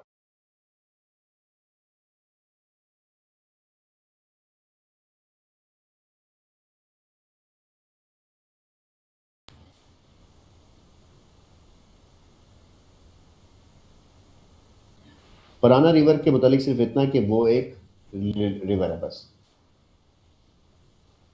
होगा, किसी फिश का नाम भी हो सकता है, इससे तो कोई फर्क नहीं पड़ता। गल्फ्स की हेडिंग दें और गल्फ्स देखते हैं कौन कौन से गल्फ्स हैं यहाँ पर। पहला गल्फ जो है उसको कहते हैं गल्फ ऑफ मैक्सिको, दुनिया का सबसे बड़ा गल्फ, गल्फ ऑफ मैक्सिको। ठीक है, वर्ल्ड लार्जेस्ट। और ये दिखाएं आपको नॉर्थ अमेरिका के अंदर, तो ये देखें नीचे मैक्सिकन है ना, ये मैक्सिको है, यहाँ पे यूएसए और ये कनाडा है। तो आसान सी मैप भी अगर हम आपको उसका, अगर आप लोग को याद हो, तो ये भी इस तरह भी याद आपको रहना चाहिए ना। तो गल्फ ऑफ मैक्सिको पहला गल्फ है, ये जो मैंने आपको दिखा दिया। इस गल्फ ऑफ मैक्सिको के बाद हमारे पास एक और गल्फ है जिसको गल्फ ऑफ अलास्का कहते हैं। Gulf of Alaska. अब अलास्का आपको पता है कि ऊपर है कहीं पर, कहाँ पर ऊपर है? वो जो हमने रशिया के साथ इलाके देखे थे, राइट? तो यहाँ पे अलास्का है कहीं पे, तो अलास्का यहाँ पे है, तो ये देखिए अलास्का के बिल्कुल नीचे गल्फ ऑफ अलास्का है। अगर मैं इसको आपको यूं करके भी दिखाऊं तो शायद आपको फिर भी क्लियर हो। ये अलास्का है, तो अलास्का के ये नीचे वाली साइड पे गल्फ ऑफ अलास्का है। उसके बाद हमारे पास एक और गल्फ है, उसको हम कहते हैं Gulf of Saint Lawrence. Gulf of Saint Lawrence. नहीं नहीं, नो ब्रेक, नो ब्रेक, मैं छुट्टी ही करूंगा अभी थोड़ी देर बाद। ये शायद हमारी 10 से 15 मिनट की क्लास और है, हम ऑफ ही कर लेंगे इसको, no worries. Gulf of Saint Lawrence किधर है? इधर राइट साइड पे होगा, इस जगह पे। ये गल्फ ऑफ सेंट लॉरेंस है, ये जगह, राइट। और उसके बाद हमारे पास एक और गल्फ है, okay, gulf of California. California तो छोटा सा बड़ा मज़ेदार सी इलाका है। आई हेट दोज गाइस जो अभी तक अपने नाम बदल बदल के आ रहे हैं और मुझे इस वेटिंग रूम में तंग कर रहे हैं। गल्फ, मेरा ख्याल है कि जो बच्चा हमें क्लास के 30 मिनट बाद ज्वाइन करे उसको रिमूव ही कर दिया करें, उसको मत आने दिया करें। इतने शहजादे नहीं चाहिए क्लास में। गल्फ ऑफ कैलिफोर्निया, ताकि हमारी क्लास डिस्टर्ब हो। और मेरा ख्याल है कल से या नेक्स्ट टाइम से मैं यही लॉक लगवाऊंगा कि मीटिंग लॉक हो जाती है, जो बच्चे आगे वो अंदर हैं, जो दोबारा ज्वाइन नहीं कर सकते। गल्फ ऑफ कैलिफोर्निया जो है, ये दिखाता हूँ। जॉब वाले भी हैं, तो हम बेटा जॉब वाले या तो जॉब कर लें या एग्जाम पास कर लें। जॉब के साथ एग्जाम नहीं होना ना चंदा, आप जॉब के साथ कैसे कंटिन्यू करते हैं चीज़ें? नहीं नहीं नहीं लगवा रहा, पाबंदी नहीं लगवा रहा, बेफिक्र हो, जब दिल करे आओ, बेशक ना आओ, तो कोई पाबंदी नहीं लग रही, सारे मैसेज शुरू हो गए करना। अच्छा, जो गल्फ ऑफ कैलिफोर्निया है, ये देखिए छोटा सा गल्फ लेफ्ट साइड पे, ये एक कैलिफोर्निया की पट्टी है, स्ट्रिप है नीचे की तरफ आ रही, इसके दरमियान ये गल्फ बन रहा है ना, इधर से बंद, इधर से बंद, इधर, तो this is called gulf of California. अच्छा, गल्फ ऑफ कैलिफोर्निया के बाद आगे चलते हैं। आए जी आए, जम जम आए, बार बार आए, ना आए आखिरी मिनट में आए, देख के चले जाएं, बार बार डिस्की कर लें, जो दिल करे करें, अय्याशी करें। अच्छा, अब ये हुए गर्ल्स हो गए। एक कॉन्सेप्ट देता हूँ, इस कॉन्सेप्ट को आप लोगों को जो ओशियानोग्राफी करवाऊंगा ना, उसमें कवर करवाऊंगा कि ओशियंस में कैसे करते हैं। कॉन्सेप्ट ये है कि यहाँ पर एक इलाका है न्यू फाउंड लैंड। बल्कि अब आप ऐसा करो, मिसलीनियस की हेडिंग दे दो, हम मिसलीनियस में बाकी चीज़ें सारी कवर कर लेते हैं, राइट। मिसलीनियस में न्यू फाउंड लैंड का वर्ड डालो, मिसलीनियस में क्या आता है? न्यू फाउंड लैंड का इलाका mostly as a North America, क्योंकि चिब्बा डब खरीबा तो वही ज़्यादा है ना। बाकी गल्फ देखें कम बन रहे हैं। बाकी जो कोई गल्फ अगर आपको नजर आए साउथ अमेरिका में, तो फिर आप खुद से उसको ऐड करें। आपके पास इलाका तो आ गया ना। डेजर्ट करवाता हूँ, डेजर्ट भी है, आई नो डेजर्ट्स। अभी वो साथ साथ ही हो जाएंगे आपके, नो वरीज। अच्छा चलें, पहले मिसलिनी से पहले दो तीन चीज़ें और लिख लें, क्योंकि उसका भी अलग से मैंने बनाया हुआ है हेड, तो इसलिए आपको वो भी आ जाएगा। एक है word Angel Falls. Angel Falls, फरिश्ते नहीं होते जो, एंजल फॉल्स। अब आपने ये बात याद रखनी कि हम कर रहे हैं फॉल्स। अब इस फॉल्स में, फॉल्स किसको कहते हैं? आबशार को। एक पानी जो ऊपर से नीचे की तरफ गिर रहा होता है किसी चोटी से, तो वो आबशार बनाता है, जिसको फॉल्स कहते हैं। एक फॉल्स हमने की है, और उस फॉल का नाम था नेगरा फॉल्स, जिसके मैंने बहुत से नेम आपको बताए। इसके बाद एक फॉल है, उसको कहते हैं angel fall. Angel fall, right. Angel fall जो है ये वेनेजुएला के अंदर है, लैटिन अमेरिका के एक फॉल्स हैं ये highest fall of the world है, हाईएस्ट ऑफ द वर्ल्ड। लेकिन साथ से कंडीशन लग रही है, और कंडीशन क्या है? अनइंटरप्टेड, यानी जिसको दरमियान में कोई चीज इंटरप्ट ना करे। कैसे? एक फॉल जो ऊपर से गिर रही होती है ना, पहले दरमियान में किसी चोटी से टकराती है, इंटरप्ट हो जाती है, फिर दोबारा से बहती है, फिर गिरती है, फिर गिरती है, तो एक स्टेप्स की तरह आ रही होती है। तो जो स्टेप्स की तरह फॉल्स गिर रही होती हैं वो इंटरप्टेड फॉल्स होती हैं। तो जो एंजल फॉल है ये अनइंटरप्टेड फॉल है, जो किसी चीज से नहीं टकराती, और दुनिया की हाईएस्ट फॉल है, राइट। इसी तरह एक और फॉल है, उसको कहते हैं एग्वेजा, IGUAZA, जुए, एग्वेजा। अब एग्वेजा फॉल जो है ये अर्जेंटाइन और ब्राजील के दरमियान है, अर्जेंटाइन एंड ब्राजील के दरमियान। उसके बाद ये दो फॉल्स आपने कर ली, एक हमने नेगरा फॉल की, एक डेजर्ट है इसमें। और अब डेजर्ट देखते हैं, वो है एटकामा डेजर्ट। आपको साउथ अमेरिका के अंदर नजर आ रहा है एक डेजर्ट, लेफ्ट साइड पे चिली और पेरू के साथ, सब पीला सा इलाका, right. This is called Atacama desert, got it. तो एटकामा डेजर्ट जो है कहाँ है, सवाल आता है इसके ऊपर, और इसकी कॉन्सेप्ट समझाता हूँ। सबसे पहले मुझे इसकी लोकेशन बताएं, ये ब्राज़ील में कहाँ है? ब्राज़ील के, सॉरी ब्राज़ील कह रहा हूँ, साउथ अमेरिका के कहाँ है? वेस्ट में, ऐसा ही है ना? अच्छा, एंडीज माउंटेन्स के किधर है? West of Andes mountains, Andes mountain के वेस्ट में। क्यों?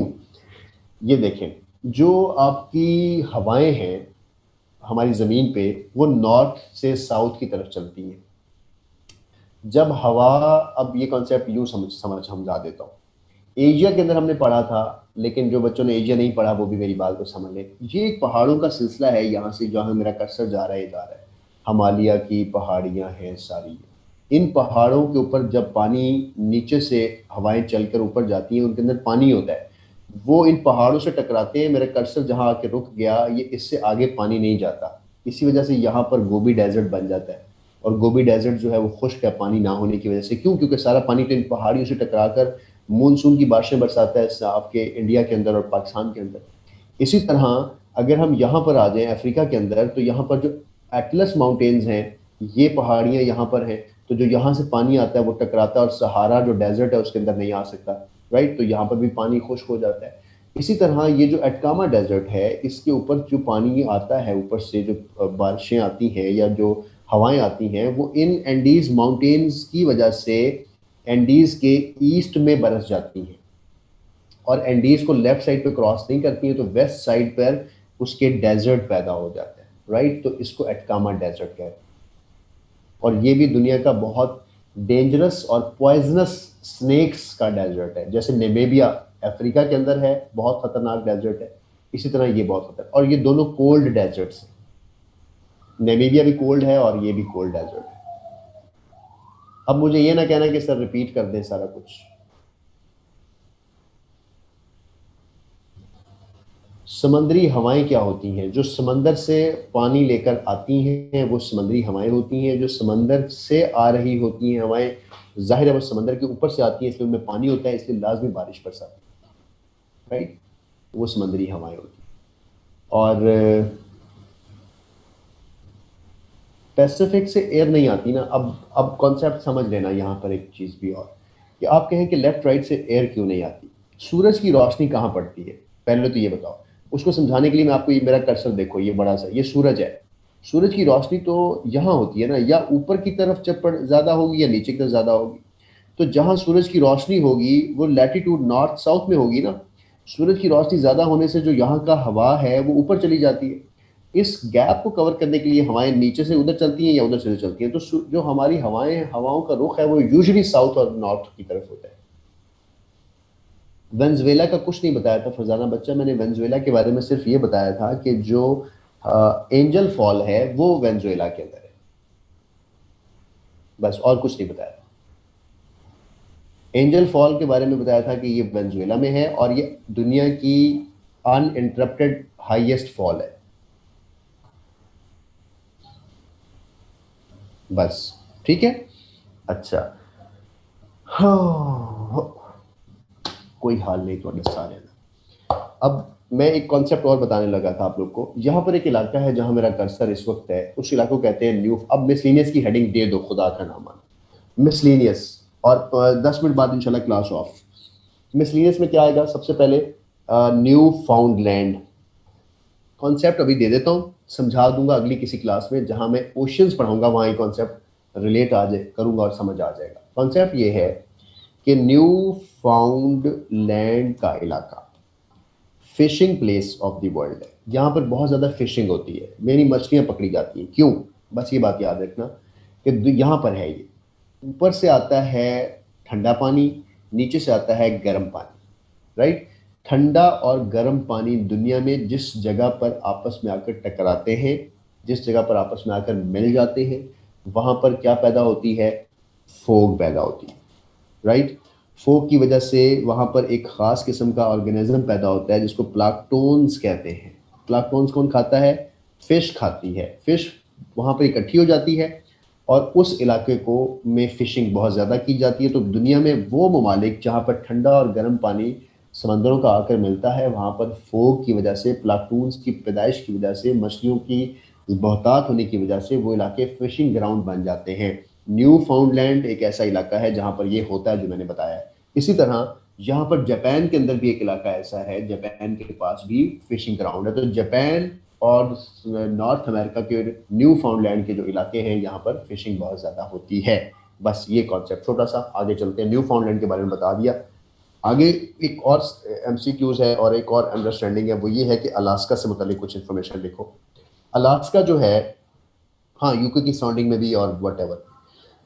अब अलास्का जो है, अलास्का क्या है? अलास्का एक एक स्टेट है।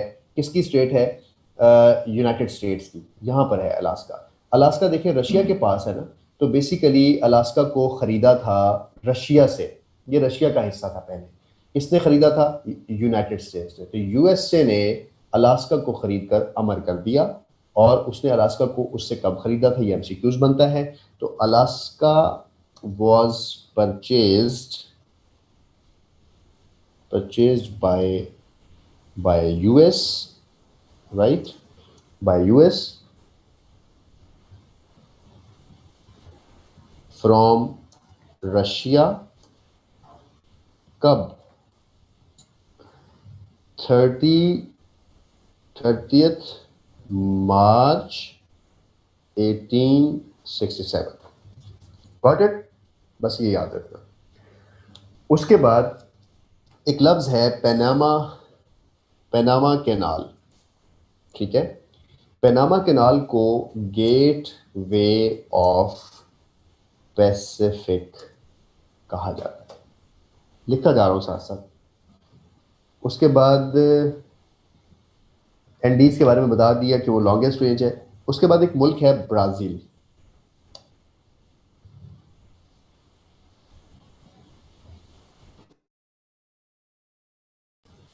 एक मुल्क है ब्राजील। हो, ब्राजील जो है, इसको, इसके बहुत से नाम है। इसको coffee pot of the world कहा जाता है ब्राजील को। ब्राजील को होमलैंड ऑफ रबड़ कहा जाता है। यहाँ बहुत रबड़ प्रोड्यूस होती है। जंगलात बहुत बड़े हैं ना, बहुत ज़्यादा जंगलात हैं यहाँ पर। रबड़ कहा जाता है। उसके बाद इसको largest producer of of sugar भी कहा जाता है। यहाँ पर गन्ना बहुत पैदा होता है। तो ब्राज़ील के क्या क्या नाम है? यहाँ कॉफ़ी पैदा होती है, यहाँ पर रबड़ पैदा होती है, यहाँ पर शुगर पैदा होती है, राइट। ब्राजील के अंदर एक डैम है, उसको कहते हैं इटापू डैम। ये सवाल आया हुआ है। जैसे एक डैम है रिवर नाइल के ऊपर इजिप्ट में, क्या नाम था उसका? आसवान डैम। हाँ जी, हाँ, रियो डी जेनेरियो में, बिल्कुल सही। तो डैम, कुछ डैम्स ऐसे हैं जो पीपीएससी को उन्हीं का ही पता है, इसलिए वो आपको तो जरूर पता होने चाहिए। हाँ जी, आसमान डैम। तो ब्राजील के अंदर कौन सा डैम है? इटापू डैम। ये मैं साथ साथ मेंशन करता जा रहा हूँ, लिखता जा रहा हूँ, जस्ट नोट करते जाओ। अच्छा, जो साउथ अमेरिका है, south America is the fourth largest continent. कैसे? और जो नॉर्थ अमेरिका है वो थर्ड लार्जेस्ट। तो अब आपको रैंकिंग याद नहीं होगी। दुनिया का पहला लार्जेस्ट एशिया, दूसरा लार्जेस्ट अफ्रीका, तीसरा लार्जेस्ट नॉर्थ अमेरिका, चौथा लार्जेस्ट साउथ अमेरिका। पीछे बेचारा केड़ा रह गया? यूरोप। तो यूरोप तो बाद ऑस्ट्रेलिया। अगर उल्टी गिनती चले तो smallest Australia, second smallest Europe. तो एक मुफ्त का नंबर है इन्हीं स्मॉलेस्ट लार्जेस्ट के रफड़ों का, जो कि सॉल्व हो गया हमारा।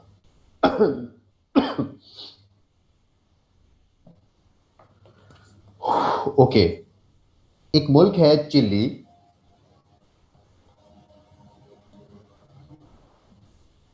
चिली जो है इज द लार्जेस्ट। अंटार्कटिका में छड्डो, अंटार्कटिका में छड्डो, जब वो ऑप्शन में होंगे तो वही बड़े होंगे। अच्छा, लार्जेस्ट प्रोड्यूसर ऑफ नाइट्रेट, बहुत ज्यादा नाइट्रेट पैदा होती है चिली के अंदर। ठीक है। उसके बाद एक एक जगह है, उसको कहते हैं फाल्कन्स। एल साइलेंट है। Falcons islands.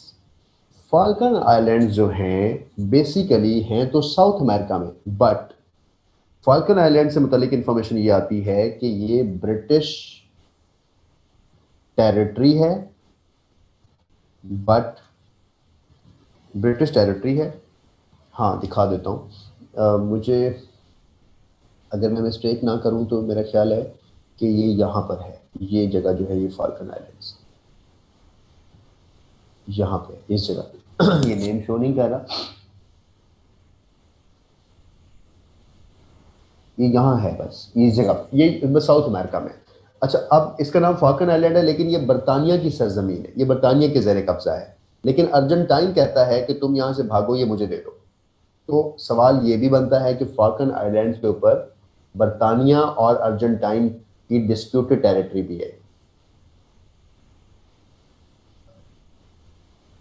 साउथ अमेरिका में, ठीक है, ब्रिटिश टेरिटरी है।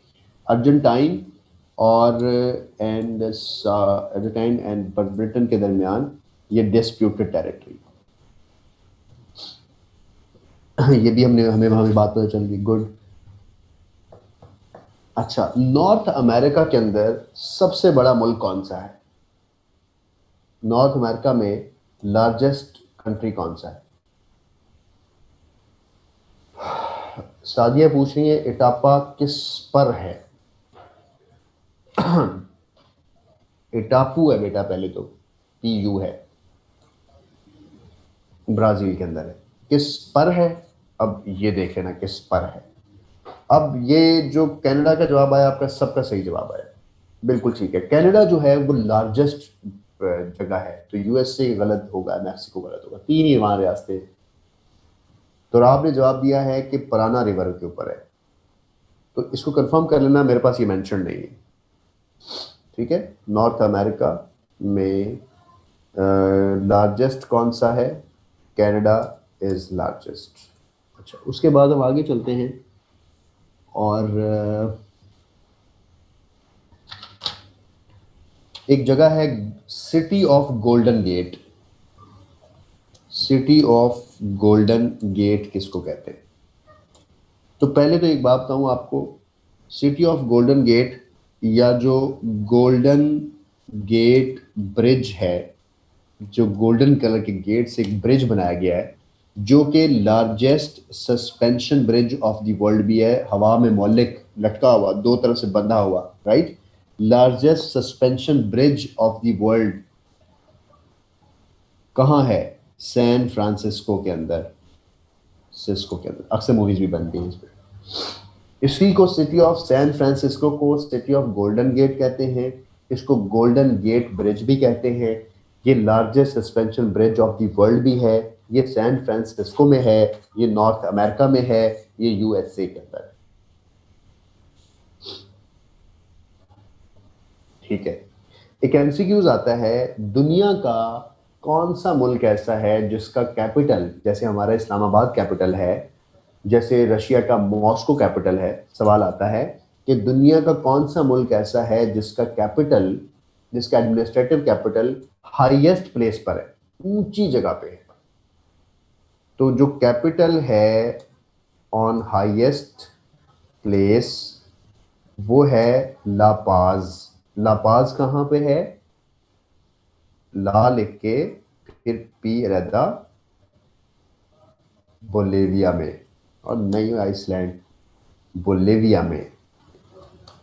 ठीक है, गुड, गुड खबर।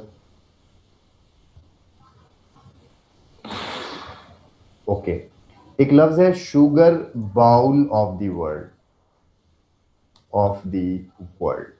दुनिया में सबसे ज्यादा शुगर कहां पैदा होती है? यस, क्यूबा में। कुबा में नहीं, क्यूबा में। अच्छा, न्यूयॉर्क को कहते हैं बिग एप्पल। देखिए कितने मजे की बात है। बिग एप्पल किस सिटी को कहते हैं? This is New York.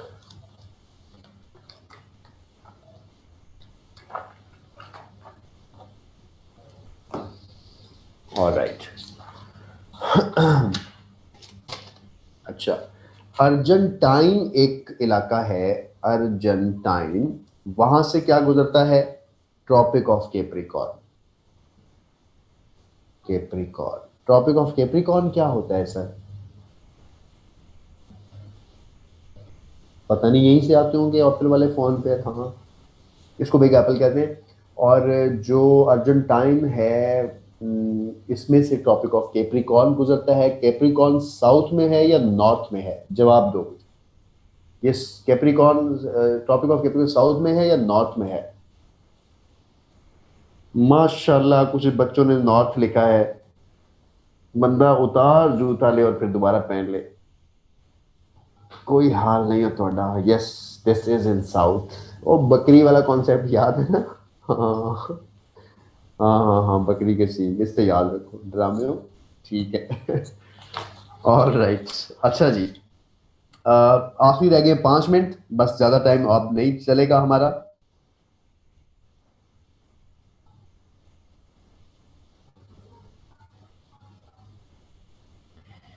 जल्दी से इसको वाइंड अप की तरफ जा रहे हैं हम लोग। हो।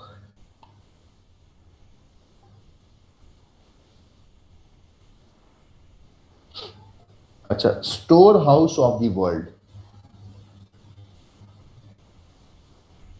नहीं नहीं, अल्लाह रहम करे सादिया। आइसलैंड से कैपिटल ट्रॉपिक ऑफ कैंसर नहीं गुजरेगा। ट्रॉपिक ऑफ कैंसर तो कहीं नीचे है मेरा बच्चा।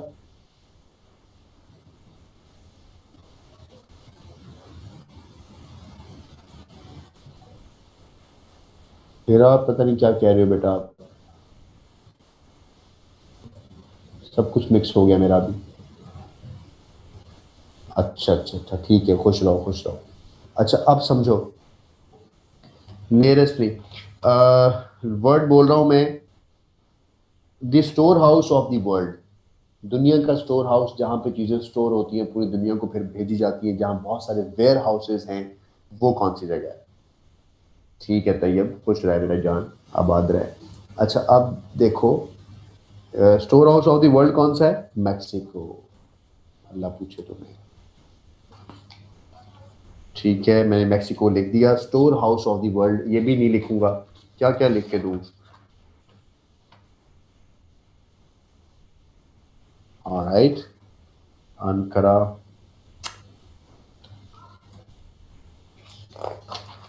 यूपीएससी ने अच्छा और क्या दिया आपको? हाँ, city of sky scrapers, yes, Mexico city में है बच्चा, मैक्सिको सिटी नहीं, मैक्सिको कंट्री। अगर तो मैंने मैंने क्या बोला था, सिटी में वर्ड बोला था, the store house of the world is Mexico, Mexico is the state. अच्छा, अब मैंने वर्ड बोला है आप लोग के लिए, city of sky scrapers. Sky scrapers किसको कहते हैं? वो ऊंची ऊंची इमारतों वाली बिल्डिंग जिसके अंदर 500 600 घर होते हैं, राइट? हांगकांग नहीं है जिन्हें। City of sky sky scrapers New York है, बिल्कुल ठीक कहा आपने, दिस इज न्यूयॉर्क। या मैं बोल दूं या लिख लूं, दोनों में से एक काम कर सकता हूं, क्योंकि जब मैं लिखता हूं तो आप लोगों को मैसेज चला जाता है। ठीक है, न्यूयॉर्क। जिसको आता है वो बस वो ना लिखे, जिसको नहीं आता वो लिख ले जल्दी जल्दी, ताकि हम इसको एंड करें। अच्छा, एक और बड़ी मजेदार जगह है, Empire City, EMPIRE, Empire City भी न्यूयॉर्क को कहा जाता है।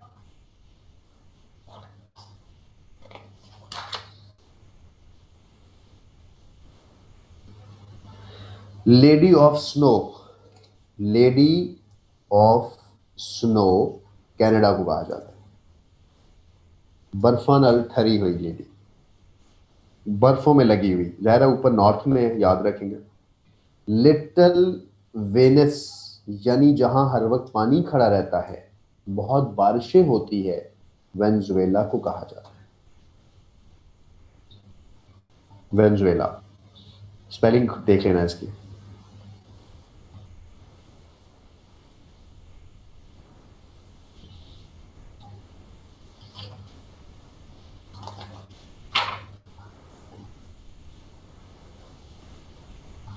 अच्छा, एक लफ्ज़ बहुत दफ़ा इस्तेमाल हुआ है, मैं वैसे यही बता देता हूँ, हैरिंग पॉन्ड, वेनिस इटली के अंदर बेटा। अच्छा, वर्ड है हैरिंग पॉन्ड, ये बहुत दफ़ा एमसीक्यूज आता है।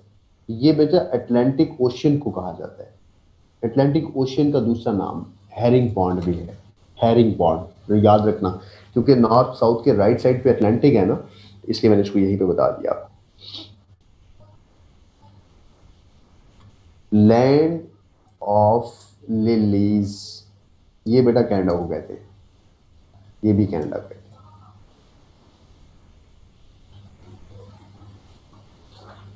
ठीक है, उसके बाद, अल्लाह करे आपका भला, उसके बाद, इसके बाद सिटी ऑफ मैग्निफिसेंट डिस्टेंसेस, बहुत दूर दूर जगह है यहाँ पर। किसके बाद? ये भी अच्छा सवाल है। लैंड ऑफ लिलीज के बाद, कनाडा के बाद, सिटी ऑफ मैग्निफिसेंट, बहुत बड़े, यानी बहुत बड़े बड़े डिस्टेंसेस, किसको कहा जाता है? वॉशिंगटन डीसी को, वॉशिंगटन D.C को। अब एक एमसीक्यूज आया हुआ था, D.C का मतलब क्या है? इसका मतलब है डिस्ट्रिक्ट ऑफ कोलंबिया, याद रखना। पता नहीं किसको लिख रहा हूं, किसको जा रहा है, खबर गुज्जर को जा रहा है, फिर किसी ने कुछ मैसेज कर दिया, अब उसका नाम आ जाएगा, फिर उसको चला जाएगा, अल्लाह पूछे। City of magnificent distances Washington DC कहा जाता है, वॉशिंगटन डीसी को डिस्ट्रिक्ट ऑफ कोलंबिया कहा जाता है। बस हमारे रह गए 2 पेजेस।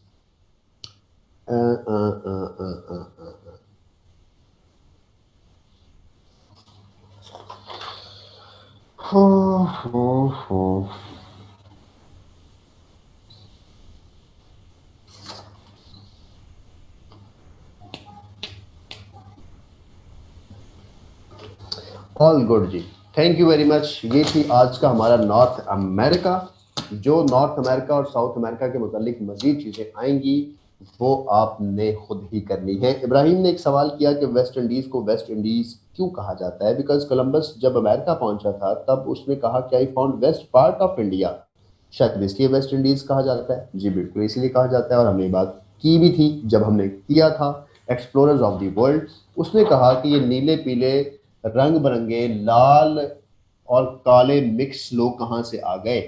उसने कहा अच्छा अच्छा ये लाल कलर के इंडियंस हैं, उसने उसका नाम रेड इंडियंस रख दिया। तो रेड इंडियंस उनको भी कहा जाता था, और वो कबाइल थे, ट्राइब्स थे जो वहां रह रहे थे। चलो जी, आबाद रहो, खुश रहो।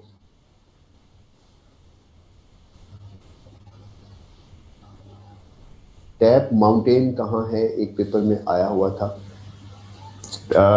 कॉन्टेक्स्ट देखना पड़ेगा कि टैप लैंड फॉर्म्स के शायद जुमरे में आती है, किसी माउंटेन का नाम मैंने पढ़ा नहीं है। ये लैंड फॉर्म होगी किसी भी माउंटेन की। ठीक है, आबाद रहे, आप सब लोग खुश रहें। अगला जब हमारा सेशन होगा उसमें हम ऑस्ट्रेलिया करेंगे। ऑस्ट्रेलिया के साथ आपको शायद फिर हम ओशियंस करेंगे। ठीक है, मुझे याद दिलवाइएगा।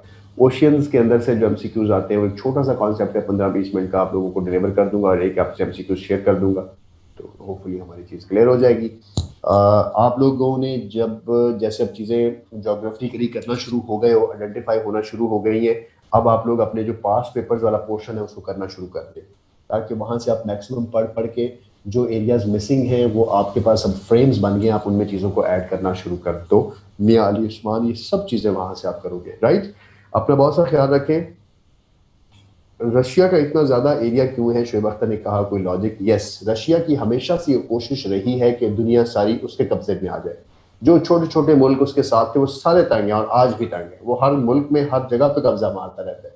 तो नॉर्थ पूरा उसने अपने पास ही रखा हुआ है। साउथ में अब ज़ाहिर रियासतें हैं वो उसको आने नहीं देती।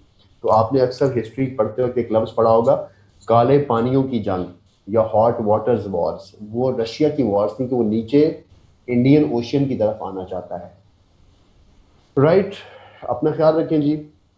मुलाकात होगी आपसे नेक्स्ट क्लास में इंशाल्लाह। अल्लाह के मान, गुड बाय, खुश रहें, आबाद रहें।